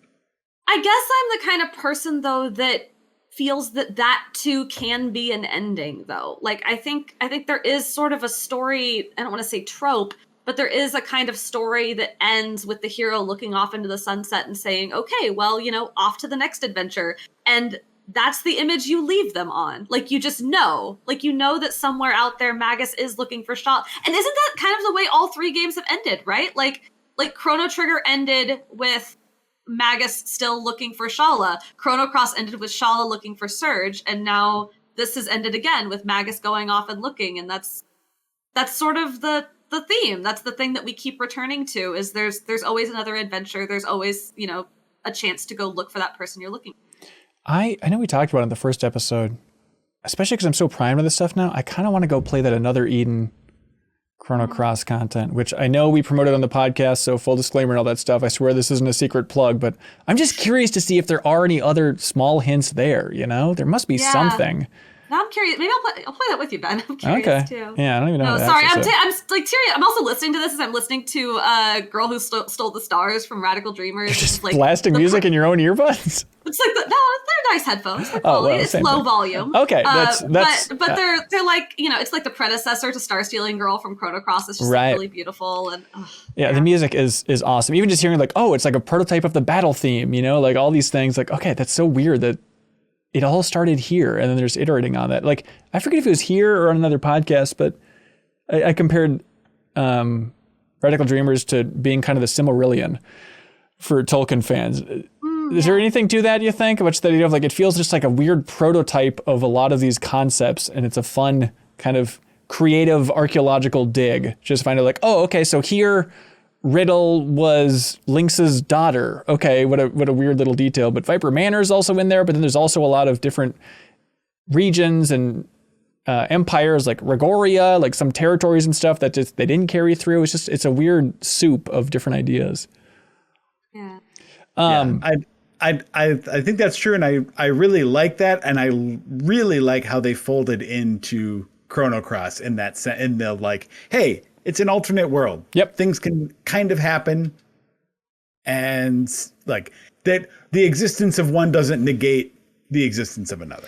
Yeah. I like how you can see the seeds of the big themes in Chrono Cross. And I think that was what helped me come around on the ending of Chrono Cross too. Like, I actually love the idea of fate and the way it's used in Radical Dreamers more than the way it got used in Chrono Cross. Because in Radical Dreamers, it's clearly a theme. Like, they talk repeatedly about, oh, well, can we really defy fate? Are we all just on like a plotted course, or can we actually like make our own choices and decide, what our path is going to be? And that's just a theme. That's just like something they talk about. Like, they do fate with a capital F, but it's not a literal entity. It's just like a notion or an idea. But then in Chrono Cross, they make that extremely literal. Like, they take that to the literal extreme they possibly can. But at the end of Radical Dreamers, there's all this musing on like the world, like these images of like an ocean and music and this stuff that ends up tying directly back into Chrono Cross that is just like beautiful images in Radical Dreamers. But you can like imagine Kato sitting there like thinking about like oceans and music and time and space and dreams and all of that just sort of coalescing into what was Chrono Cross. Yeah. It's like proto-poem. I love it. Yeah, even just like the opening of it opens with kind of the Notebook. It's like, oh, that's why Chrono Cross opens with that. I had no idea what that was about, but the idea that is a smart little connection for them. Also, I just feel like this style, this formative game, it lets you connect in such a deeper way with the author and with their ideas. It's basically just reading like a Chrono Cross book at a certain point, right? But just how they use words pops out. I know that translation is a huge part of that, but there's also just, I think it's kind of beautiful to connect thematically more with the author there, but then also just it's interesting like how certain things pop more. Like in the first battle you get into, there's like a wildcat and it like bites you. It's like, and then its teeth bit onto your bone. It's like, it had some graphic way of describing it. I'm like, God, I kind of dug the combat in this game, which is a weird thing to say because it's all text-based, but like it was kind of working for me. Like when the skeleton like threw his head at you, then you can catch it, like chuck it back at him. And it's like this weird throwing contest between you and the skeleton. Daniel Conrad wrote in about it and said, or he asked, are there more games out there that cross JRPG oh boy, my mouth is falling apart. JRPG gameplay with interactive fiction? I love how verbose and colorful the writing in Radical Dreamers is. It feels like I'm playing a novel. It shows its age when you realize the encounters are randomized, they get repetitive, characters act as if they're seeing something or saying something for the first time, that kind of thing. But with modern technology, game design, know-how, and clever writing, there's got to be folks out there meshing dynamic RPG-style combat systems with choose-your-own-style format, right? There's so much potential here. I kind of feel the same way. Is there any other game that like jumps into like narrative sequences for combat? Well, I don't know about combat, but the thing that comes to mind for me, like I think the modern inheritor of this is like Disco Elysium. Yeah, you're probably right. You're probably right. Yeah, absolutely. Disco Elysium. I would like check. I don't have any others that jump to mind immediately, but definitely like check out the indie scene. Look for like games that have text-based adventure elements. I'm actually playing one right now. It's not quite what you're suggesting, but I'm playing Citizen Sleeper, which is like it's like text-based adventure, visual novel, but also like a little bit of tabletop RPG kind of. Less combat-y, more like choice-based stuff. But yeah, there's a lot. I feel like in the indie scene, there's a lot more interest in the text-based adventure format. Like there's sort of a resurgence of kind of that combination of that plus like the tabletop inspirations and where that meshes with RPGs. And there's a lot of that going on. You just have to know where to look for it. Yeah. Alan Leibold replied to the comment and said, playing Radical Dreamers reminded me a lot of the 3DS game called Crimson Shroud.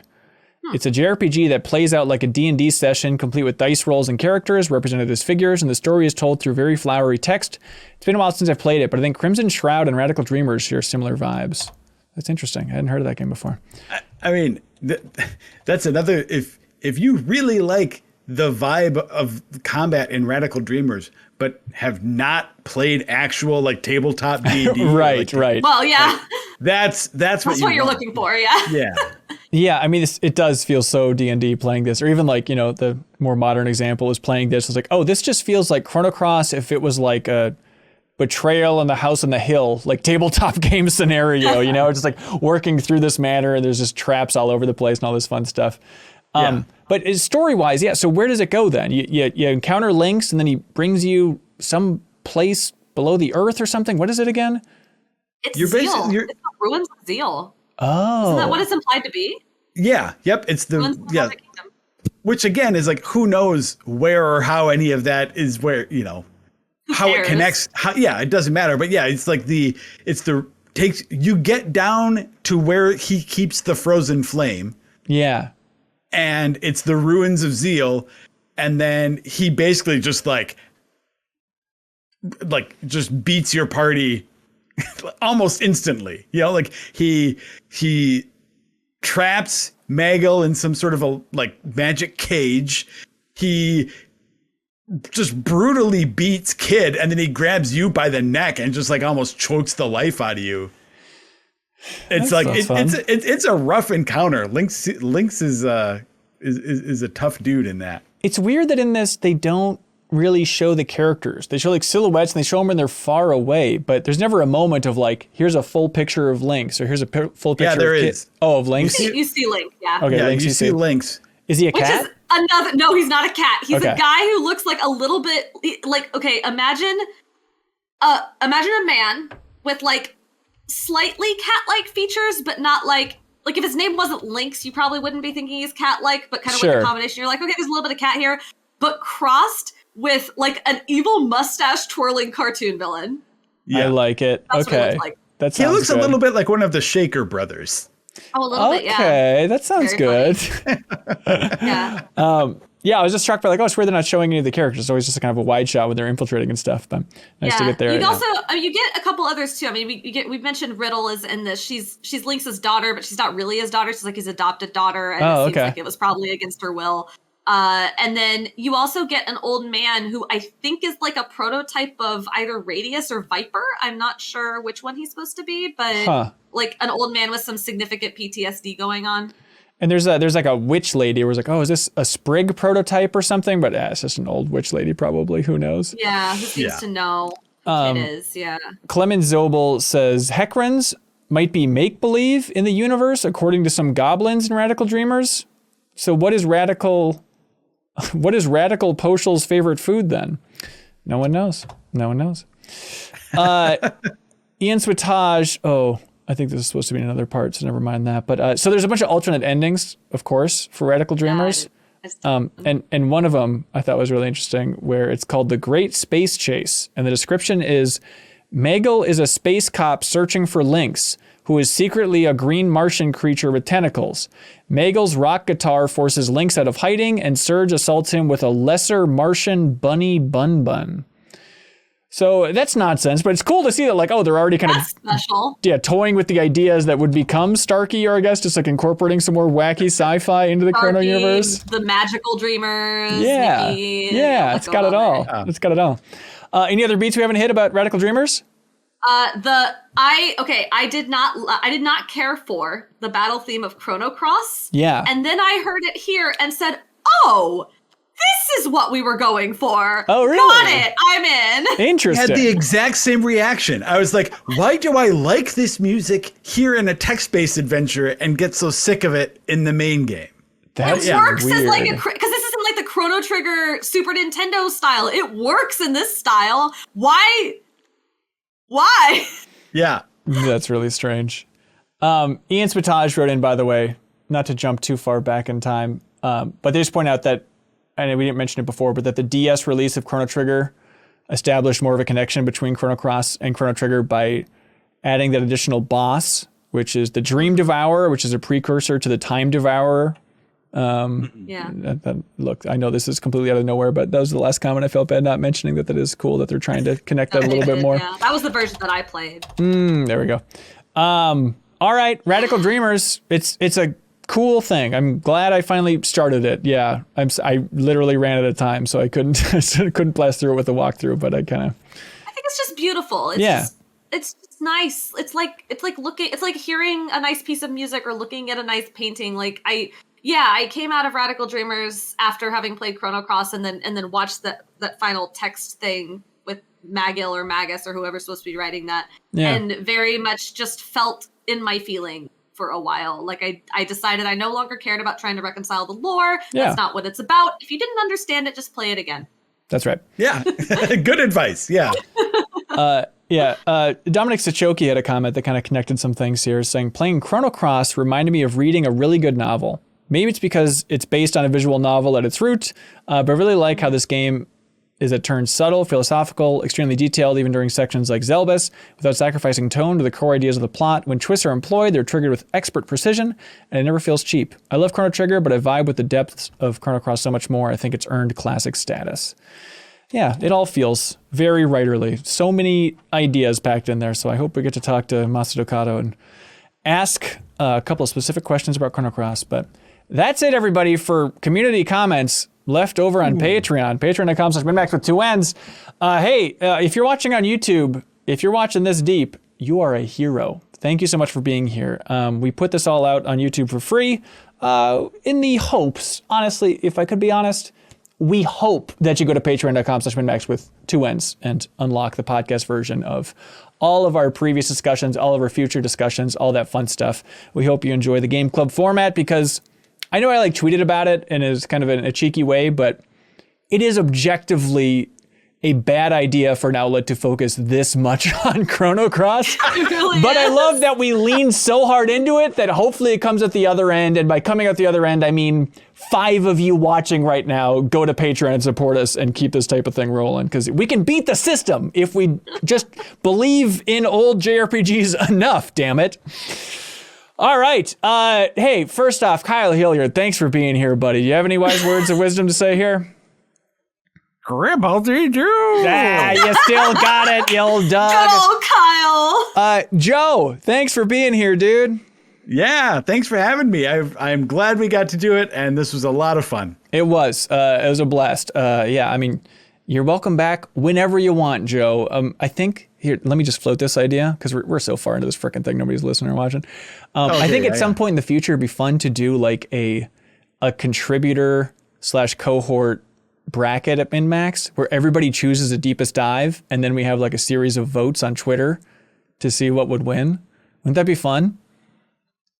Are we then obligated to do it? Yeah. You can't just like prank us by throwing some crap out there. Yeah. Do God Hand again? Oh, that'd be great. I think it'd be a fun idea. So the point is, we'd love to do more deepest dives with you in the future at some point here, Joe. Yeah, that sounds great. Rebekah Valentine, secret. I just want to say secret champion, maybe not so secret, but real champion of this whole thing. Yeah. Honestly, I feel like there was this part here where I was scrambling about like who would be a good fourth for Chrono Cross, who would be it, and then your name floated up, and it's like, of course, and you could not have done this more gracefully. So thank you for giving us dozens of your hours to talk Chrono Cross. You did a beautiful job, so thank you so much. We very much appreciate it. Thank you. It has reminded me why I love being an English major so much, because I liked reading books and then going to class and talking about them for 3 hours. And it turns out video games are just books with pictures and sounds. That's right. And movement. This is wonderful. Thank you so much. Yeah, absolutely. And again, if people want to follow your work or follow you, where should they go? You can find my work at IGN.com, and you can find me on Twitter at DuckValentine. There it is. And thank you so much to everybody, obviously, who supports us on Patreon, who watches on YouTube, and especially thanks to anybody who helps share this. Let's get this in that Chrono Trigger or Chrono Cross Reddit, because it still isn't up there, and that's fine, but it'd be nice. Yeah, it's fine. I can't post it there myself. But I hope at some point that those fans find it, because hopefully we did the game justice. And thank you to everybody watching us live on Twitch. If you're still part of the raid from Dantac or Easy Allies, we appreciate you. Throw a follow our way. We won't disappoint you with more content in the future, I promise. But hey, that's it. Thank you again to everybody that played along. We appreciate it, and we'll be back with a new Deepest Dive in the near future. Thanks so much, everybody. Be good, have fun, let's go. You've seen the headlines. You know that the media landscape is consolidating. Having truly independent games media is more important than ever. MinnMax can exist independently as a place about games, friends, and getting better, but we need your help. The good news is that it's easy. Just click on that subscribe button or unlock a mountain of benefits by going to patreon.com/MinnMax with 2 N's. Thanks so much, everybody.